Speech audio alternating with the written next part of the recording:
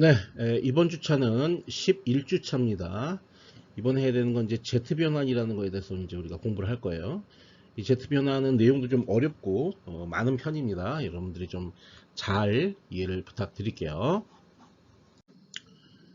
네, 여기 먼저 지금 시간 신호 네 가지를 보여드리고 있습니다. 이게 1번, 이게 2번, 이게 3번, 이게 4번 이렇게 이제 네 가지 신호를 볼게요. 첫 번째 신호 같은 경우에는 보시면은 이쪽으로 이렇게 수렴을 하고 있죠. 예, 수렴을 하고 있습니다. 그러니까 n equal 제로를 중심으로 이제 우측으로 어떻게 되는지 신호가 어떻게 되는지 판단해야 되겠죠. 수렴하고 있고, 그 다음에 이거는 이제 n equal 제로를 중심으로 우측에만 신호가 존재합니다. 좌측은 모두 제로죠. 자, 이런 것들을 우편향 신호, 동시에 수렴하고 있으니까 수렴 신호에서 수렴하는 우편향 신호가 되겠습니다. 자, 두 번째 것은 발산을 하고 있죠. 네, 발산을 하고 있습니다. 동시에 이제 우편향입니다. 그래서 발산하는 우편향 신호 이렇게 되는 거죠. 자, 세 번째 거는 어떻게 되냐면 이게 수렴. 자, n equal 제로를 중심으로 항상 판단을 하는 겁니다. 여기서 좌측으로 갔을 때 혹은 우측으로 갔을 때 여기 지금 이거 수렴하고 있기 때문에 수렴하는 이건 좌편향 신호가 되죠. 좌측에만 신호가 있으니까. 자, 주의해야 될 것은 n equal 제로일 때는 0이라는 겁니다. 여기 보시면은 요 n equal 제로가 0이죠. 여기가 0입니다. 그래서 음수일 때만 값이 있는 겁니다. 자, 네 번째 신호도 역시 마찬가지로 음수일 때만 값이 있고 이건 발산을 하고 있습니다. 그래서 발산하는 좌편향 신호 이렇게 되겠죠. 그러니까 3번과 4번은 좌편향, 1번과 2번은 이제 우편향 신호가 되겠습니다.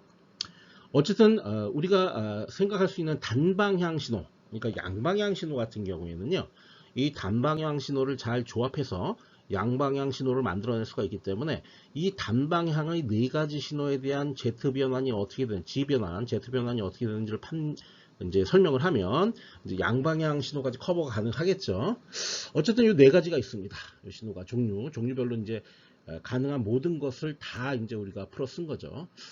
여기 이제 요 수식을 잘 보면 요게 A의 n승이거든요. 그래서 A가 0보다 크고 1보다 작기 때문에 그걸 대입하면 이제 수렴하는 게 되겠죠. 그리고 U가 있기 때문에 이게 이제 0보다 클 때만 값이 있고, 요거 같은 경우에는 A가 1보다 크기 때문에 발산을 하는 거죠. 그리고 UN, 이건 이제 0보다 크기 때문에 우편향이 되는 거고, 계속 그렇게 생각하시면 됩니다. 요 BN 같은 경우에는 이제 거꾸로 됩니다. 왜냐하면 B가 1보다 크다고 하면 발산이 돼야 될 것 같지만, 요 n이라는 신호, 요 인덱스 자체가 음수만 의미가 있죠. 왜냐하면 요게 u가 이런 식으로 음수일 때만 의미가 있으니까 n에다 0 집어넣고 1 집어넣고 해보세요. 자, 0 집어넣으면 없고요, 신호값이. 그 다음에 1을 아니라 마이너스 1을 넣죠. 마이너스 1을 넣으면 이 안쪽이 0이 되기 때문에 그때부터 값이 존재하는 거죠. 그게 바로 요 샘플이 되겠죠. 그래서 요게 B 같은 경우에는 이제 요 n이라는 게 숨어 있으니까 조금 지우면 좀 지우고 나서 얘기할게요. 조 n 값이 요게 음수기 때문에 요 B의 역수가 취해집니다. 그렇기 때문에 이쪽으로 갈수록 수렴하는 게 돼요. 거꾸로 됐죠. 아까는 이제 요 A가 1보다 크면 발산인데 여기서 수렴을 합니다. 자, 네 번째 거는 역시 비슷한 식으로 판단을 하게 되면 B가 0서부터 1 사이 있기 때문에 이거는 이제 발산을 하는 게 되겠죠. 그죠? 반대로 그렇게 되겠죠. 어쨌든 이제 네 가지 신호가 있는데요. 이거를 DTFT가 가능한지 한번 살펴보겠습니다. 자, DTFT가 가능하려면 항상 뭐가 성립돼야 되죠? 네, 수렴을 해야 됩니다. 자, 이 중에서 수렴하는 신호 제가 동그라미 쳐보겠습니다. 자, 이거 수렴하고요. 그 다음에 요거 수렴합니다. 그러니까 그거에 대해서만 DTFT가 가능하죠. DTFT가 가능해서 자, 이런 두 가지 스펙트럼을 우리가 얻어낼 수가 있게 됩니다. 2번하고 4번 같은 경우에는 DTFT 자체가 불가능하다라고 되어 있어요. 당연하죠. 발산을 하기 때문에 우리가 어차피 이제 DTFT라는 게 급수의 합을 구하는 거 아니야. 서메이션을 이용해서. 그럼 뭔 신호가 발산할 것 같으면은 그 합도 발산하기 때문에 그 값을 이제 수렴하는 형태로 표현할 수가 없게 되죠. 그러니까 당연히 존재하지 않습니다. DTFT가. 자, 스펙트럼을 보겠습니다. 스펙트럼이 이제 구하면 이렇게 식으로 나타납니다. 여기도 이렇게 식으로 나타납니다. 그런데 이게 식이 동일한 것 같지만요, 동일하지는 않습니다. 왜냐하면 여기서의 A 값은 어떤 거죠? 네, 요거죠. 그래서 0과 1 사이 값이고요. 요 B 값은 어떻게 되냐면요, B가 요것도 1보다 큰 경우입니다. 여기 나와 있죠. 1보다 크다고 여기. 여기하고 여기 이렇게 나와 있습니다. 그렇기 때문에 두 개는 형태, 신호의 형태는 같지만 실제로는 다른 겁니다. 다른 스펙트럼이 됩니다. 어쨌든 이런 스펙트럼을 구할 수가 있다라는 거예요. 실제로 우리가 이제 DTFT라는 게 실제 시스템이나 어떤 신호의 스펙트럼이나 주파수 성분을 판별하기 위한 아주 유용한 변환이긴 한데요. 이 식 자체 혹은 이 그래프를 보고 여러 가지 특성을 알아내기는 조금 힘들어요. 자, 그럼 이제 지금부터 뭐 할 거냐면 Z 변환이라는 걸 할 거예요. Z 변환을 이용하면 여러 가지 어떤 시스템의 특성을 아주 손쉽게 알아낼 수 있는 방법들이 존재합니다. 그래서 이제 Z 변환을 지금부터 해보겠습니다. 자, 기본적으로 Z 변환은 뭐냐면요. 여기 지금 설명한 거에 의하면 요 발산하는 우편항 신호, 요놈과 요놈, 요 두 개, 이 두 가지에 대해서도 뭔가 변환을 할 수 있으면 좋지 않을까. 그러니까 실제로 우리가 실무에서 만나게 되는 신호들이 발산하는 신호들이 있기 마련이고 발산하는 시스템도 있기 마련이거든요. 그죠? 그러려면 발산하는 시스템에 대해서도 Z 변환이라는 걸 수행할 수 있다면 좋겠죠. 어떤 주파수 쪽으로의 변환을 수행할 수 있다면 좋겠죠.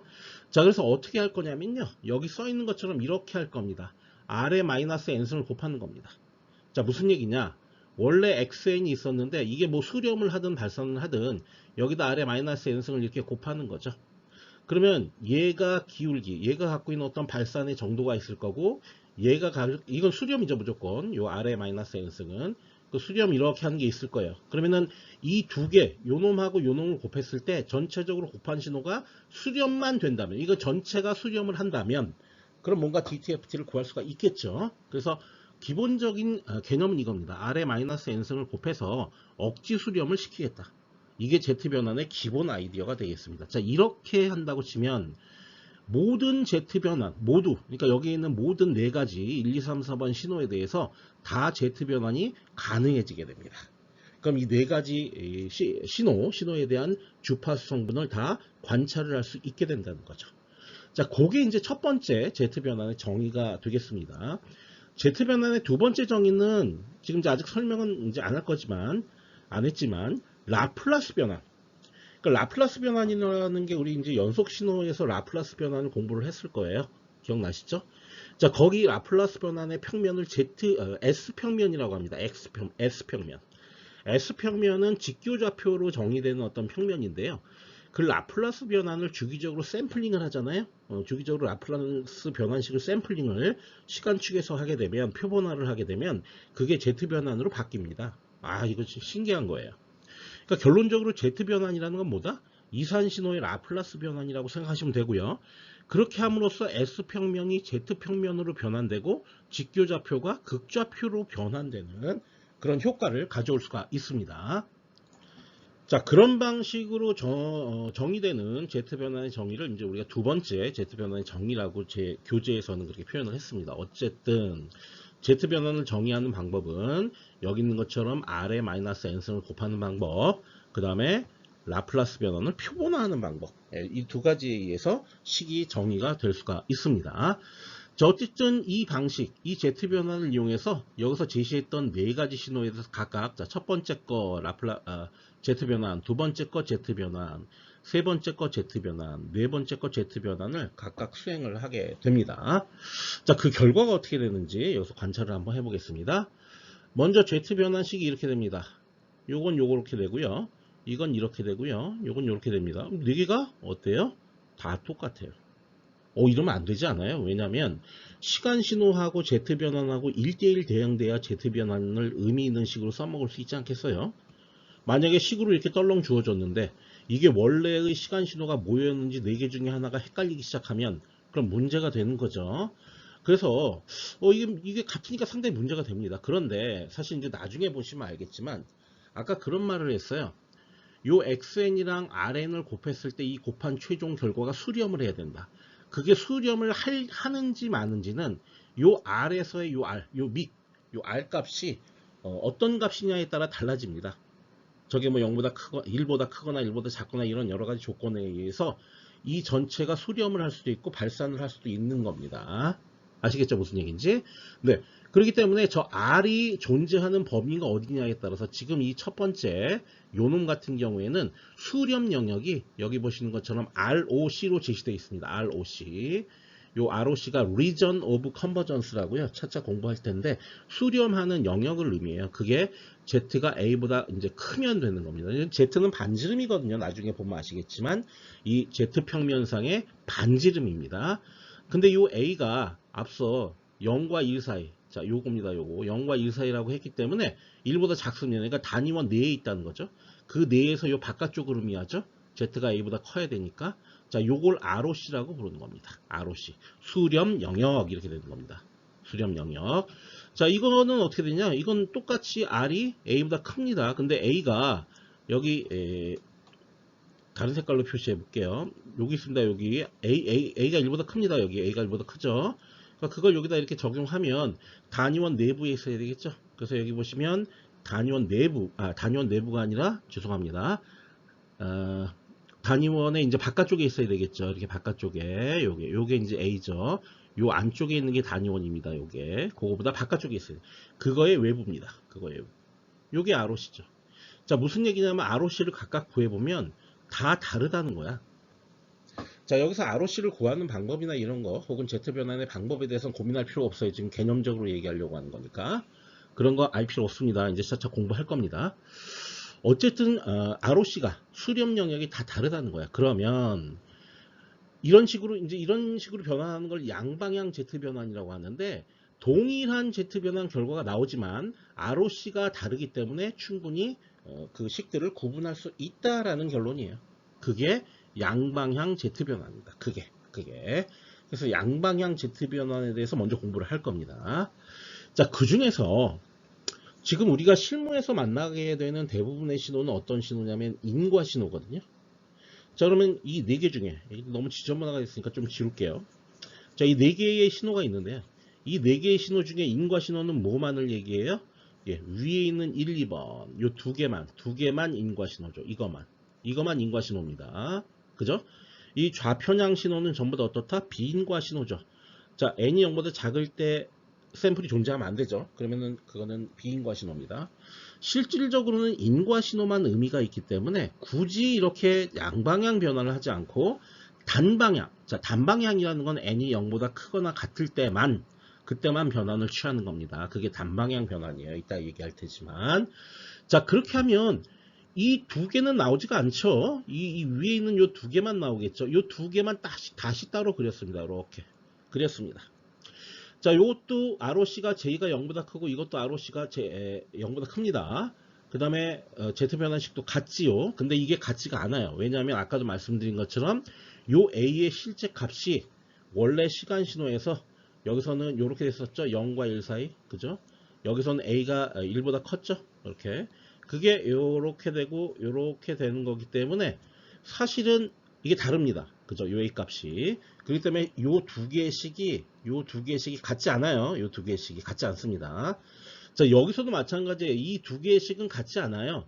근데 이거 두 개와 아래에 있는 두 개가 다르기 때문에 Z 변환만 갖고 구분할 수 없기 때문에 ROC를 동시에 표시를 해줘야 되는 거고, 자, 요 단방향 같은 경우에는 어차피 식 자체가 다르기 때문에 이걸 갖다가 단독으로 ROC라는 걸 굳이 표시할 필요가 없다는 얘기예요. Z 변환만 있으면 된다. 자, 다시 정리하면 이거예요. Z 변환에는 양방향 변환과 단방향 변환이 있는데 양방향 변환으로 표현을 하려면 Z 변환 식도 표시해야 되지만 수렴 영역도 표시해야 된다. 근데 단방향일 때는 Z 변환만 표시하면 된다. 왜? ROC로 따로 구분을 하지 않아도 Z 변환 결과 갖고 충분히 다 구분이 가능하다. 1대1 대응이 된다는 얘기죠. 시간 신호랑. 구분이 된다는 얘기는. 그죠? 자, 그게 이제 단방향 변환이 되는 겁니다. 그래서 여기 있는 것들을 순서대로 하나하나 우리가 공부를 할 거고요. Z 변환이 여러 가지 편리한 점이 많아요. 여기 보시면 제가 1번부터 4번까지 쭉 표시했는데 첫 번째, Z 변환에서 DTFT를 손쉽게 얻어낼 수가 있어요. 네, 그것도 얘기할 거고요. 자, 그다음에 신호의 형태. 자, 신호의 이 네 가지 형태가 어떻게 되느냐? 이것만 보고 요 ROC를 유도를 해낼 수가 있습니다. 수렴 영역을. 또 신호 형태에서 DTFT가 가능한지 Z 변환이 가능한지 이런 것도 쉽게 판단을 할 수가 있습니다. 또 ROC를 보고 DTFT가 가능한지 Z 변환이 가능한지를 또 쉽게 우리가 판단을 할 수가 있습니다. 자, 이런 방법들에 대해서 하나하나 얘기를 진행해 나갈 겁니다. 네, 그러면 앞서 설명한 것에 따라서 차례를 하나하나 알아보도록 하겠습니다. 먼저 양방향 Z 변환의 정의를 먼저 공부를 하겠습니다. 이게 이제 첫 번째 정의죠. 자, 이 정의는 이제 DTFT로부터 얻은 정의죠. 아래 마이너스 n승을 곱해서 양방향 Z 변환을 구한다는 것, 그걸 공부를 해볼 거고요. 그 다음에 이제 Z 변환의 ROC라는 게 수렴 영역을 의미합니다. 수렴 영역에 대해서 공부를 할 겁니다. 자, 이거 하다 보니까 생각해보니 단방향 Z 변환이 훨씬 편하겠네. 그래서 단방향 Z 변환 식을 유도를 할 겁니다. 자, 그 다음에 해야 될 건 뭐냐면 원래 Z 변환이라는 게 DTFT부터 나온 거니까 Z 변환과 DTFT 사이의 관계를 좀 공부를 할 텐데요. 이걸 공부하시게 되면 Z 변환에서 바로 DTFT를 구하는 방법을 여러분들이 이해하실 수 있을 겁니다. 자, 그 다음에 뭐냐면 Z 변환과 라플라스 변환과의 관계를 얘기할 거예요. 자, 이거 뭐냐면 라플라스 변환을 뭘 하죠? 표본화를 하게 되면 이제 Z 변환이 얻어지는데 표본화의 의미는 T가 들어갈 자리에 NTS, 그래서 TS 주기로 샘플링을 한다는 그런 의미가 되겠죠. 표본화를 수행하면 Z 변환이 얻어진다라는 것을 설명을 하고, 이걸 이제 우리가 두 번째 정의라고 이제 표현은 해놨습니다. 자, 그 다음에 이제 신호의 형태를 보면요. 우리가 원래 ROC라고 하는 게 이게 구하기가, 이거 원래 어떻게 구해야 되냐면은, 나중에 보시면 아시겠지만은, Z 변환이라는 게 무한등비급수로 표현되거든. 무한등비급수는 우리가 합공식을 구할 때 1-R분의 A 이렇게 표현되거든. 근데 이 R이 어때야 돼요? 이 절대값이 1보다 작아야 된다는 조건이 있잖아요. 이 조건으로부터 ROC를 우리가 구하게 돼요. 근데 이걸 일일이 이렇게 뭐 수학적인 과정을 거치지 않고 신호의 형태만 딱 보면 ROC가 어떻게 될지를 금방 예측을 해볼 수가 있거든요. 그래서 그거에 대해서 얘기를 할 겁니다. 자, 그 다음에 신호의 형태를 보고 DTFT가 존재하는가, 그리고 Z 변환이 존재하는가, Z 변환 중에서도 양방향, 단방향이 모두 존재하는가, 이제 그거를 공부를 해 볼 겁니다. 그리고 역시 ROC만 보고 DTFT가 가능한지 아니면 Z 변환이 가능한지 이런 것도 판정을 해볼 수가 있습니다. 그래서 여기 있는 것들은요, 가볍게 머릿속으로 이런 거 저런 거 이해를 하시다 보면 이렇게 되겠네 라는 정도로 이해를 하시면 될 것 같아요. 자, 그 다음 마지막으로 이제 여기서 11.8에서 주요 신호의 단방향 변화를 쭉 공부를 할 겁니다. 예제가 여러 개 있는데요. 그 예제를 하나하나 풀어보면서 결과를 확인해 보도록 할 겁니다. 자, 그 다음에 이제 매트랩 실습을 수행을 하면 이번 챕터가 끝나게 됩니다. 네, 그럼 첫 번째로 양방향 Z 변환의 정의부터 이제 우리가 논의를 시작하도록 하겠습니다. 자, 이게 첫 번째 정의입니다. 첫 번째. 자, 양방향 Z 변환은 신호의 R에 마이너스 N승을 곱한다. 이것을 곱해서 억지로 수렴시킨 신호의 DTFT다 라고 되어 있습니다. 여긴 말 그대로입니다. 뭐냐면 만약에 이 X가 어떤 DTFT의 대상이 되는데 이 XT가 절대값을 취한 다음에 그 다음에 무한 서메이션으로 마이너스 무한대서부터 무한대까지 더해요. 더한 게 결과가 무한대보다 작아야 되거든요. 그래야만 DTFT가 가능하거든요. 근데 만약에 이게 무한대보다 크거나 무한대와 같거나 뭐 이런 식이 벌어진다고 한번 생각해 보자고요. 자, 이건 발산한다는 얘기죠. 신호 자체가. 그러니까 절대 합산이 불가능한, 즉 수렴하지 않는 그런 이산 신호는 DTFT를 취하면 어떻게 되는데 역시 발산을 한다. 그 결과가 역시 발산을 하게 됩니다. 그러면 DTFT가 존재하지 않죠. 예. 자, 그래서 이걸 약간의 편법을 동원한 겁니다. 지수함수를 곱하는 거죠. 지수함수를 곱해서 절대합산 가능하도록, 절대합산이 가능하다는 의미가 뭐냐면요, 수렴하도록 변환을 시키겠다는 얘기예요. 즉, 요 x tilda xn이라는 게 있는데 그 tilda xn은 xn에다가 r의 n승을 싹 이렇게 곱해준 겁니다. 이 그림상에서 그걸 확인할 수가 있어요. 저희 동그라미로 되어 있는 이 그래프, 이거 같은 경우는 뭐냐면 원래 신호인 xn입니다. 발산하고 있죠. 그 다음에 이 x로 되어 있는 거, 이건 뭐냐면 r의 마이너스 n승입니다. 그러니까 요 쪽 수렴하는 정도와 요 발산하는 정도, 이걸 이제 우리가 이제 제동 변수, 제동비, 제동 정도라고 표현할게요. 이게 이제 발산하는 정도, 이게 수렴하는 정도. 근데 수렴하는 정도에 해당하는 이 신호가 더 크기가 세면, 이게 더 도미넌트하면, 요거 두 개를 곱한 게 요 가운데에 있는 요 세모로 되어 있는 그래프인데요. 요 세모가 점점 감소하고 있죠. 이것도 결국 오랜 기간 지나면 수렴하겠죠. 그죠? 이런 식으로 이거를 이 아래로 당길 수 있다는 거예요. 자, 이렇게 당길 수만 있다면 DTFT를 구할 수가 있을 거다라는 얘기죠. 그래서 여기 두 개를 곱했습니다. 그게 어떠면 된다? 그게 0보다, 무한대보다 작으면 된다. 그럼 모조리 싹 더했는데도 불구하고. 그 얘기는 수렴한다는 얘기죠. 그죠? 이렇게 수렴하게끔 바꿔주겠다는 얘기죠. 그래서 이 R이라고 하는 게 도대체 뭐냐? 이 R이라고 하는 거. 이거 나중에 이제 설명을 할 텐데요. 이 R이라는 게 제동변수를 의미합니다. 제동변수. 그러니까 수렴이 되든 발산이 되든 제동이라는 거는 수렴을 하느냐 발산하느냐를 결정한다는 의미예요. 그게 제동 변수라는 말로 표현을 한 겁니다. 저 나중에 이제 더 R에 대해서 좀 더 자세히 얘기를 할 겁니다.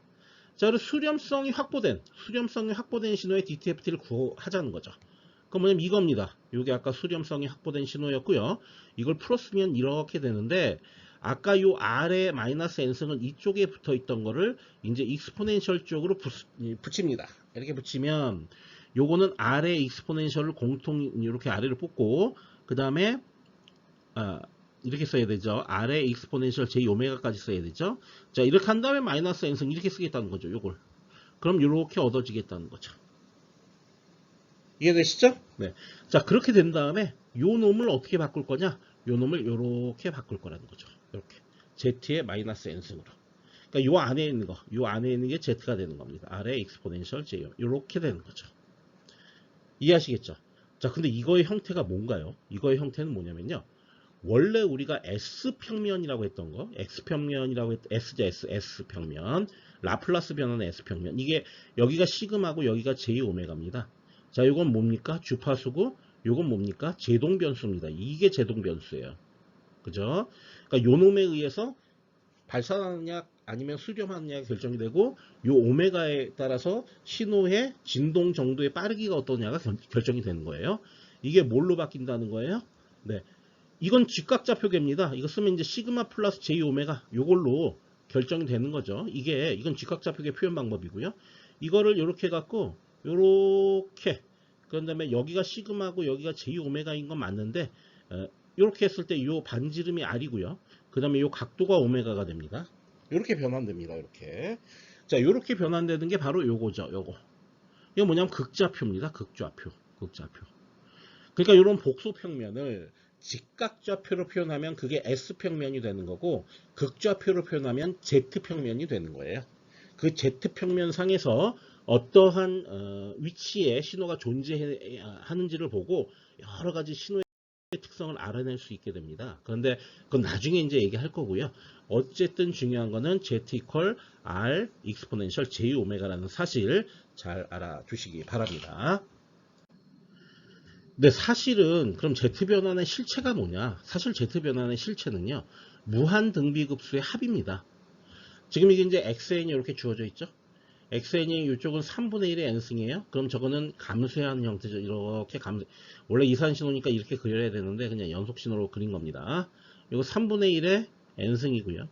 그 다음 요거 같은 경우에는 어떻게 되냐면 요 n에 음수가 들어가거든요. 그럼 요 마이너스가 상쇄가 될 거예요. 그럼 저것도 이런 식으로 수렴을 하게 됩니다. 이렇게 수렴을 하게 되죠. 요게 2분의 1의 마이너스 n승이 될 거예요. 그죠? 요 x축이 n이면. 그러니까 양쪽 모두 수렴을 하게 되는데요. 자, 저거를 갖다가 이제 Z변환을 구해 볼 겁니다. Z변환. 자, Z변환 어떻게 구하냐면, 이제 Z변환의 정의식을 우리는 알았으니까 그 정의식에 한번 대입을 해 볼게요. 제가 다시 쓰겠습니다. 여기.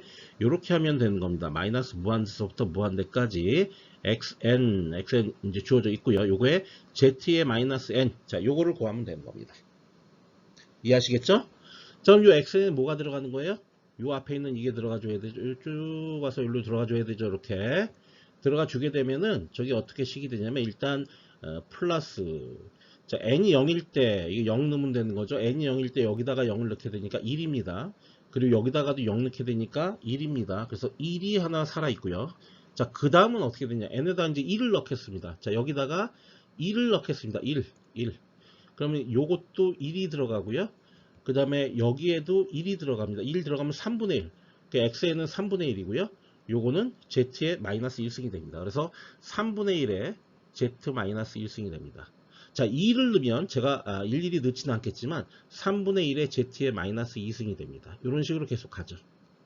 자, 그럼 이제 요 음수축은 어떻게 되냐면요. 저것도 이제 하나씩 넣어보면 이렇게 됩니다. z 이렇게 되고 여기 플러스 2분의 1, 2분의 1에 제곱에 z의 제곱. 여기도 제곱이고 여기도 제곱입니다. 자, 이런 식으로 가게 됩니다. 그럼 이걸 반을 뚝 자를게요. 자, 어떻게 자를 거냐면 요렇게 자릅니다. 그럼 이 부분을 보겠습니다. 양수축 부분이죠. 자, 이거는 초항이 뭐죠? 1이죠. 공비가 뭐죠? 얘죠. 예. 근데 공비가 지금 어떻게 되냐면 이겁니다. 초항이 a가 1이고요. 공비는 어떻게 되냐면 3z분의 1 이렇게 표현할 수가 있습니다. 3z분의 1. 그죠? 자, 그럼 이거의 전체 합은 어떻게 되나요? 1-r분의 a 이렇게 되니까 이게 이제 무한등비급수의 합이죠. 이게 무한해야 되죠. 이게 무한해야 되죠. 이렇게 하면 1-3z분의 1에 a가 얼마입니까? 1 이렇게 되죠. 동시에 이 무한등비급수 공식인 이 공식을 사용할 수 있으려면 어때야 돼요? 요 r, 요 공비, 요거의 절대값이 어때야 된다? 1보다 작아야 된다라고 되어 있습니다. 1보다 작아야 됩니다. 자, 그럼 요 식을 조금 약간 다르게 변형하면 z는 z의 절대값은 3분의 1보다 커야 되겠죠. 그죠? 요 3z가 이쪽으로 와야 되니까 z만 오는 건 z만. 그죠? 그럼 이렇게 되겠죠?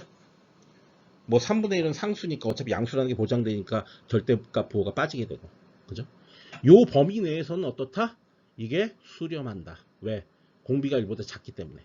무한등비급수 공식에서 수렴 합공식을 적용하려면 공비가 1보다 작아야만 된다라는 거고, 그건 수렴하기 때문에 그런 거죠. 저 범위 내에서만 수렴한다. 그러니까 이게 ROC입니다. ROC. 이게 수렴 영역이 되는 거예요. 자, 그러면 요거 좀 정리를 하죠. 저거 어떻게 정리하냐면 3z를 이제 곱해 볼 겁니다. 그러면은 3z-1분의 3z 이렇게 되겠죠. 됐죠? 자, 요거 하나씩이 나왔습니다. 그 다음에 z는 어떻게 된다고요? 3분의 1보다 z의 절대값이 커야 된다고요. 요게 z 변환이고 요 두 번째 게 ROC가 되는 거죠. 자, 이제 양수축은 했으니까 음수축도 동일하게 적용을 해야 됩니다. 요 부분이죠. 요 부분에 대해서 적용을 해 보겠습니다. 초항이 2분의 1 z, 2분의 z고요. 그 다음에 공비도 2분의 z죠. 이쪽에서 이쪽으로 넘어가려면 곱하기 2분의 1 z를 해야 되니까. 그러면은 저 두 번째 s는 요 밑에다 적어 보겠습니다. 역시 똑같이 1-r분의 a에서 1-2분의 z분의 2분의 z 이렇게 써야 되겠죠. 그렇죠. 동시에 수렴량은 이따 얘기하고요. 그 다음에 이걸 이제 정리를 하게 되면 여기다 얼마를 곱해 줄 거냐면 어떤 게 좋을까요? 저걸 정리하려면 2를 곱하는 게 맞을까요? 예, 2를 곱하겠습니다. 2를 곱하면 2-z분의 여기다가 z가 되니까 이거 이제 순서 바꿔주면 z-2분의 마이너스 z가 되겠죠. 자, 그 다음에 수렴 영역을 따져볼 겁니다. 공비가 2분의 z니까 이게 1보다 어때야 된다? 작아야 된다. 그럼 z는 어때야 되죠? z의 절대값은 2보다 작아야 되는 거죠. 이해되시죠? 그래서 z의 절대값은 2보다 작아야 되죠. 그게 요 좌측에 있는 신호의 합이 되겠습니다. 그럼 최종적으로 어떻게 돼요? 저 두 개를 더해야 되겠죠? 더하는 거. 자, 요 놈이랑 그 다음에 요 놈이랑을 더하라는 얘기입니다. 지금. 그리고 요 범위와 요 범위의 공통 범위를 구하면 되는 거죠. 그러니까 구해보면 어떻게 되냐면 이 결과가 나옵니다. 제가 더 연산을 하진 않겠습니다. 자, 요렇게 이제 통분을 해서 요 두 개를 구하게 되면 이 결과가 나오게 되고요. 요거 두 개의 공통 범위를 구하면 요게 나오게 되는 겁니다. 이해되시죠? 네. 그렇게 정리가 되는 건데요. 결국 제가 여기서 얘기하고 싶은 건 뭐냐면 Z변환이라는 건 무한등비급수의 합이라고요. 그걸 얘기하고 싶은 겁니다. 그죠? 지금 이 무한등비급수의 합이잖아, 이게. 그죠? 그러니까 언제나 무한등비급수의 합공식을 이용해서 Z변환을 구하게끔 되어 있고, 또 무한등비급수의 합공식을 적용하기 위해서 수렴 조건, 그러니까 공비가 1보다 작아야 된다는 조건, 요 조건이죠. 요 조건. 요 조건을 적용하면서 수렴 영역 ROC를 구할 수가 있다라는 거예요. 아시겠죠? 자, 이제 이 Z 변환을 하는 과정에서 이 Z-1이라는 거 나오죠? 이걸 뭐라고 불러요, 우리가? 예, 시간 지연 표식이라고 지금부터 부르겠습니다. 자, 요 Z에 마이너스 1승이 있으면 한 번 딜레이 된 겁니다. 그러니까 요 샘플은 어떤 샘플을 요 샘플은 뭐를 반영한 거냐면, 제가 다른 색깔로 좀 표현해 보면, 요거는 요 두 번째 샘플 요거 반영한 거거든요. 요 세 번째 거, Z-2승 텀에 있는 거죠. 요거는 요거 샘플을 반영한 거거든요. 그러니까 한번 요거 하면 지연기, 이게 시간 지연 표시기, 이게 시간 선행기가 되겠죠, 이건. 이해하시죠? 네, 이렇게까지 이해하고 넘어가겠습니다. 네, 그 다음에 이제 단방향 변환에 대해서 얘기를 해보려고 하는데요. 단방향 변환을 얘기를 하려면 수렴 영역, ROC라는 걸 고민을 해줘야 됩니다. 그래서 그 과정을 지금도 한번 진행을 해볼게요. 자, XN이 AN의 UN입니다. 자, 이건 뭐냐면은 요 A가 0과 1 사이이기 때문에 이건 감소하죠. N이 증가함에 따라서. 그래서 수렴을 하는 함수고요. 그 다음에 UN이 붙어 있기 때문에 우편향 신호가 됩니다. 요런 신호가 되는 거죠. 요 우편향 신호입니다. 자, 요 아래 거 보겠습니다. 아래 거는 요게 AN이 있긴 한데요. 요 A가 0과 1 사이에요. 0과 1 사이면은 이제 이게 점점 수렴해야 되는 거죠. 수렴해야 되는데 요 n이 요 뒤에 놈에 의해서 요게 좌편향 신호가 되기 때문에 n이 음수가 됩니다. 그러니까 이건 발산을 하게 됩니다. 그러니까 좌편향으로 발산하는 이 신호가 되겠습니다. 요 좌편향 신호, 이게 이겁니다. 자, 요 두 개를 갖다가 Z 변환을 취할 겁니다. 그래서 그게 동일한 결과가 나온다는 걸 지금부터 보일 겁니다. Z 변환을 하게 되면 요 위에 거부터, 자, XZ는 여기 이제 XZ가 들어갈 자리에 여기 AN, XZ가 아니라 XN이죠. XN이 들어갈 자리에 AN을 넣습니다. Z에 마이너스 N승을 하면 Z가 아래로 내려가게 되면 Z분의 A의 N승, 전체 N승이 되죠. 자, 0서부터 시작하니까 여기다가 0을 넣을 것 같으면 1이고요. 그리고 공비는 Z분의 A죠. 이렇게 표현할 수가 있는 거죠. 양변의 Z, 양변이 아니라 위아래, 분자 분모의 Z를 곱하게 되면 그러면 이런 식으로 정리가 됩니다. 맞죠? 자, 아래 거 해보겠습니다. 자, 아래 거는 n이 마이너스 무한대수파 마이너스 1까지입니다. 왜냐하면 좌편향 신호이기 때문에. 그리고 여기 마이너스 an 요게 이제 들어옵니다. 그럼 이제 이 단위 계산 함수는 지울 수 있죠. 서메이션의 범위에 반영이 되어 있으니까. 그 다음에 z의 마이너스 n승을 곱해줍니다. 자, 이게 z 변화의 정의식이죠. 그게 는 거죠. 자, 그 다음에 요거 z분의 A 이렇게 들어가게 됩니다. 자, 마이너스가 보존된 상태에서 여기 마이너스 있으니까 여기도 마이너스가 있네요. 그러니까 이걸 플러스로 바꾸면서 바꿔도 되고요. 아니면 이 상태에서 그대로 해도 되긴 됩니다. 네, 갑자기 전화 와서 잠깐 끊었고요. 그러니까 어쨌든 여기다 이제 마이너스가 이렇게 붙어 있고 여기도 마이너스고 마이너스니까 이거 아니 죄송합니다. 다시 얘기할게요. 자, 무슨 얘기냐면 여기 마이너스 있고 여기 마이너스 있으니까 이걸 다 플러스로 바꿔도 상관이 없다는 거죠. 그러면 이제 서메이션 n이 1서부터 무한대까지라는 거죠. 그 다음에 마이너스 a분의 z의 n승 이렇게 쓰면 되죠. 그러니까 n을 여기다 2를 넣겠습니다. 2를 넣게 되면 a분의 z고요. 초항은 이제 정확하게 마이너스 a분의 z가 된다고 할 수도 있고 아니면 이 마이너스를 바깥으로 빼도 됩니다. 그냥. 그 다음에 초항을 그냥 a분의 z로 놔도 되고. 자, 그 다음에 공비도 역시 a분의 z죠. 그래서 1 마이너스 초항분의 공비, 그 다음에 마이너스는 보존하고 이렇게 되는 거죠. 자, 이걸 전개를 하면 이제 정리를 하면 이런 식으로 결과가 나오게 됩니다. 여기서 핵심 뭐냐면 이 두 개가 같다는 거예요, 식이. 그리고 A의 범위를 한번 생각해 보자고요. A의 범위도 A가 0서부터 1 사이, A가 0서부터 1 사이 똑같습니다. 여기하고 똑같습니다. 그러니까 이 두 개는 완전히 동일한 식이죠. 요거 두 개는. 이해하시죠? 무슨 얘기인지? 동일한 결과라는 거예요. 그러니까 뭐예요? 시간 신호와 주파수 어떤 그 Z 변환이 1대1 대응되지 않고 있죠. 시간 신호는 두 가지가 있는 거죠. 자, 그런데 우리가 이 과정을 수행하면서 수렴 영역이라는 걸 구할 수가 있다고 그랬죠. 자, 수렴 영역은 어떻게 구합니까? 예를 들어서 위의 식의 경우에는 요 공비가 Z분의 A니까 요거의 절대값이 1보다 작아야 된다라는 이 표현으로부터 A보다 절대값, Z의 절대값이, 죄송합니다. A가 아니라 Z죠. 네, 지우고 Z의 절대값이 커야 된다라는 게 있죠. 그러면은 요게 수렴 영역이 되고요. 수렴 영역은 요 A가 여기서 앞에서 0과 1 사이라고 그랬으니까 A가 1보다 작습니다. 그러니까 이 안쪽에 이렇게 A를 지름으로 하는, 반지름으로 하는 원이 그려지고, 그 위에 점선으로 이렇게 단위원이 그려지고, 이거의 바깥쪽입니다. 그죠? 바깥쪽이죠? 그죠? 근데 이 두 번째 경우를 볼게요. 이건 뭡니까? A분의 Z예요, 공비가. 자, A분의 Z, Z의 절대값이 어떻게 된다? 1보다 작아야 되니까 이 식으로부터 Z는 A보다 작다라는 결론이 나오게 되죠. 근데 여기서 A도 역시 마찬가지로 0과 1 사이니까 단위원이 이렇게 있으면 그 안쪽의 원, 반지름을 A로 하는 원을 그리고 그 안쪽이 ROC가 되겠습니다. 수렴 영역이 되겠습니다. 이 두 개의 수렴력이 어때요? 다르죠. 그죠? 다르죠. 예, 틀림없이 다르죠. 그죠? 예, 그렇기 때문에 여기서 이런 결론을 얻을 수 있는 겁니다. 신호와 Z 변화는 1대1 대응되지 않아요. 그러나 수렴 영역을 특정하면 1대1 대응이 된다. 그러니까 단순히 이 식만 쓰면 안 되고 수렴 영역까지 같이 써줘야 된다. 그죠? 이걸 이렇게 묶어서 한 묶음, 또 이거 이렇게 묶어서 한 묶음, 이렇게 표현해 줘야만 요 신호는 여기에 대응, 요 신호는 여기에 대응, 이게 된다는 얘기예요. 이해하시겠죠? 자, 이거 계속해서 단방향 변화를 설명하기 전에 요 사실 하나만 좀 여러분들한테 기억하라고 말씀드리고 싶어요. 자, 이거 우편향 신호죠. 우편향 신호. 우편향 신호의 밑이 뭡니까? 요 A죠. A. 자, 우편향 신호. 요거에 이제 그 ROC를 구해보면 요게 나오죠. 요거. 자, 우편향 신호는 요 지수함수의 밑, 요 A. A를 반지름으로 하는 원의 바깥쪽입니다. 항상 ROC가 그래요. 바깥쪽입니다. 바깥쪽. 그죠? 자, 그 다음에 요 좌편향 신호 보겠습니다. 좌편향 신호의 밑은 역시 A입니다. 근데 그 A는 0과 1 사이니까 요 단위원 내부에 있죠. 어쨌든 요 A, 요걸 반지름으로 하는 요 원의 내부입니다.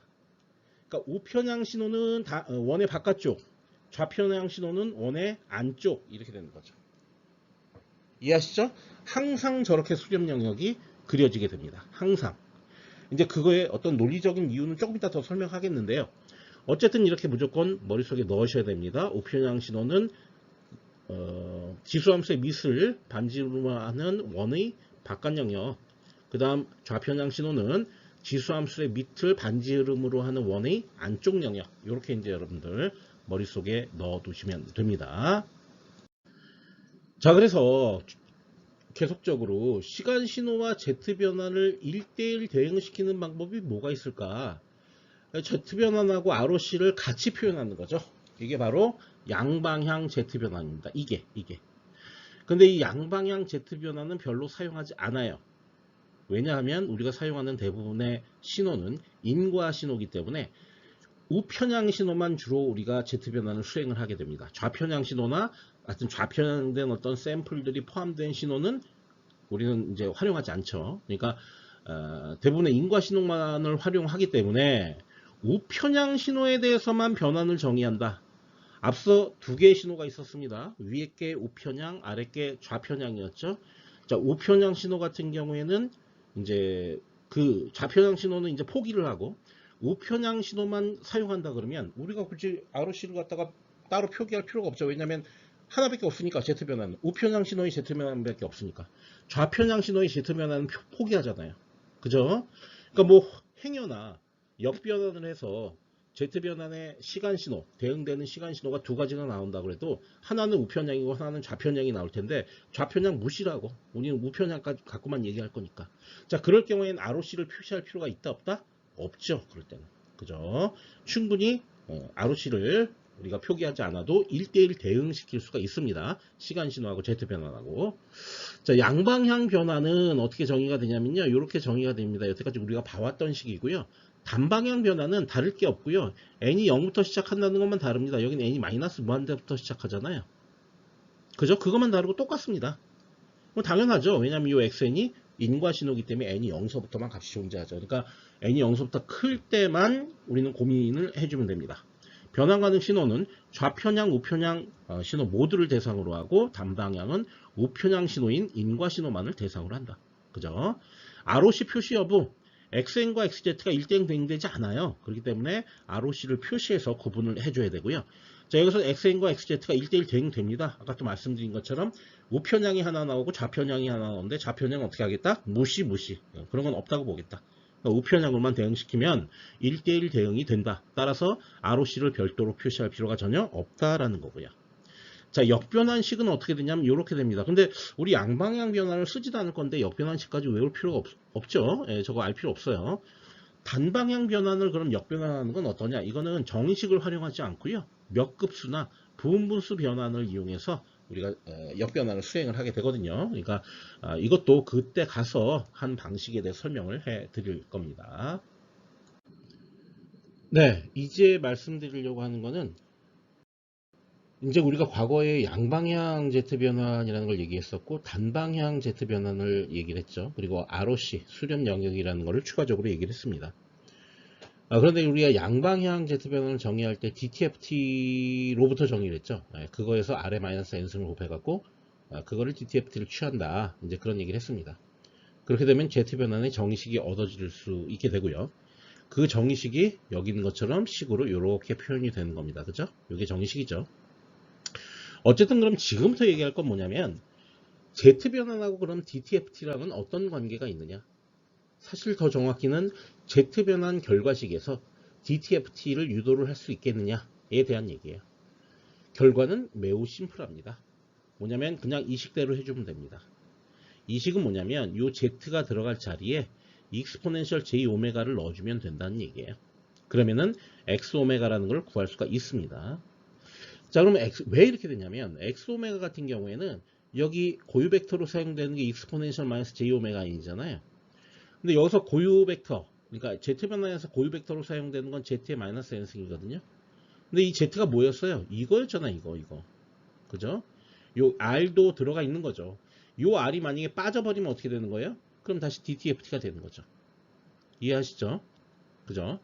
그러면 이렇게 이제 우리가 결론을 낼 수가 있어요. 이 R이 들어옴으로써 어떤 일이 벌어지는지에 대해서 제가 지금 그림을 그려서 설명을 드릴게요. 이렇게 그림이 있으면 이렇게 단위원이 있습니다. 정확하게 중앙에 못 그렸네요. 반지름이 1입니다. 1. 자, DTFT는 뭐 하는 거냐면 여기서부터 시작해서 이걸 이렇게 단위 벡터를 돌려가면서 이렇게 돌리는 거죠. 돌려가면서 원신호하고 상관을 취하는 게 DTFT죠. 이렇게. 그렇죠? 근데 지금부터는 요 R이 들어갔습니다. R. 저게 뭐냐면 제동상수입니다. 그죠? 제동 변수죠. 제동 변수. 그죠? 저 제동 변수가 들어갔어요. 저 R이 달라짐에 따라서 어떤 일이 벌어지냐면 요게 요렇게 안쪽으로 들어올 수도 있고요. 저 원이 이렇게 바깥쪽으로 갈 수도 있습니다. 이렇게. 그러면 이 안쪽에 대해서 DTFT를 똑같이 이렇게 취합니다. 그런 거 하고 그 다음 요 반지름이 1인 요 단위원에 대해서 또 취하고 요 바깥쪽 원에 대해서 취하고 제가 이렇게 불연속적인 것처럼 표현했지만 사실 반지름을 계속 이쪽으로 증가시켜 가면서 DTFT를 다 취하는 거죠. 다 취한 결과를 하나의 식으로 한꺼번에 표현하면 Z변환이 되는 겁니다. 이해하시겠어요? 무슨 얘기인지? DTFT 같은 경우에는 이 단위원상에서만 돌리는 겁니다. 이렇게 돌리는 건데 Z변환에는 단위원만 돌리는 게 아니라 단위원보다 작은, 왜냐하면 R이 변수니까 R이 커질 수도 있고 1보다 작아질 수도 있고 R이 변수니까 이렇게 막 왔다 갔다 하면서, 그러니까 왔다 갔다라는 표현은 그렇죠. 작은 반지름으로부터 큰 반지름까지 계속 연속적으로 아주 미세하게, 그죠? 그걸 다 구해갖고 그걸 갖다가 하나로 싹 더해서 하나의 식으로 표현하면 Z변환이 되는 겁니다. 그쵸? 수식상으로 그렇지 않은 느낌, 수식이 의미하는 바가. 자, 그런데 무작정 하는 게 아니라 이렇게 하는 겁니다. 지금 예를 들어서 이건 수렴 영역이라는 게 표시가 되어 있는데 수렴 영역이 바깥쪽이잖아요. 이쪽 바깥쪽, 여기 지금 자세히 보면 수렴 영역이 여기서부터 이렇게 시작하죠. 그러니까 요 반지름, 요 때는 안 하고, 요 내부에서는 안 하고, 수렴 영역일 때부터 하는 거죠. 왜냐하면 이 내부에 해봐야 수렴을 안 하기 때문에 DTFT를 구할 수가 없거든. 그러니까 못해요. 뭐 할 수가 없어요. 그러니까 요 때부터 계속 요 때 하나 구하고, 요 때 또 하나 구하고, 또 더부터 계속 커지면서 계속 DTFT 구하는 거죠. 그러니까 수렴 영역 내에서만 구하는 거죠. 그런 식으로 다 구한 다음에 그걸 모조리 다 더해서 하나의 식으로 표현하면 Z변환이 된다라는 거예요. 반대로 그럼 Z변환의 관점, Z변환이 주어져 있을 때 DTFT는 뭘까요? 이렇게 수도 없이 많이 이렇게 DTFT 한 것 중에 정확하게 단위원의 반지름, 그러니까 반지름이 1인 원, 단위원에서의 Z 변환을 구한 게 DTFT죠. R이 1일 때니까. 이해되죠? 자, 그걸 잘 이해를 하셔야 됩니다. 그래서 제가 이런 말을 써놨어요. Z 변환은 극좌표의 위상축이 ROC에 포함되도록. 그러니까 이걸 변형시키는 거죠. 그죠? 여기서 오메가는 뭘 얘기하는 겁니까? 이거 돌리는 거죠. 돌리는 거 얘기하는 거죠. 그죠? 우리 DTFS나 DTFT 할 때 다 설명을 했죠. 돌려가면서 저 벡터하고 내저적인 뭡니까? 상관을 취하는 거라고. ROC에 포함되도록. ROC에 포함돼야 됩니다.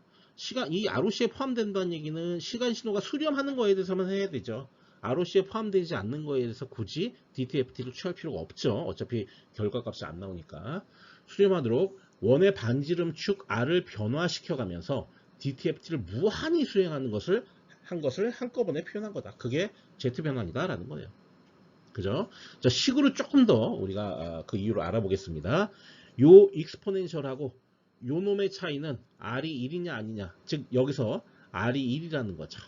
그러니까 DTFT는 단위원 위로의 1차원 변환이 된다. 저 2차원 아닙니다. 1차원입니다. 이렇게 원 위를 돌아갔어도 이건 선을 따라가는 거기 때문에 1차원 변환입니다. 이건 단일변수 주파수, 단일변수 오메가죠. 왜냐면 이 오메가에 대해서만 하니까 주파수로의 변환이다. 그래서 자, 근데 이건 어떻게 되냐면 Z 변화는 1차원 단위원이 반지름이 변화가 있다고. 그거에 따른 복수 평면 위에 2차원 변환이라고. 그러니까 변수가 하나만 있는 게 아니에요. 오메가라는 주파수 변수가 있고요. 그 다음에 R이라는 제동 변수가 있습니다.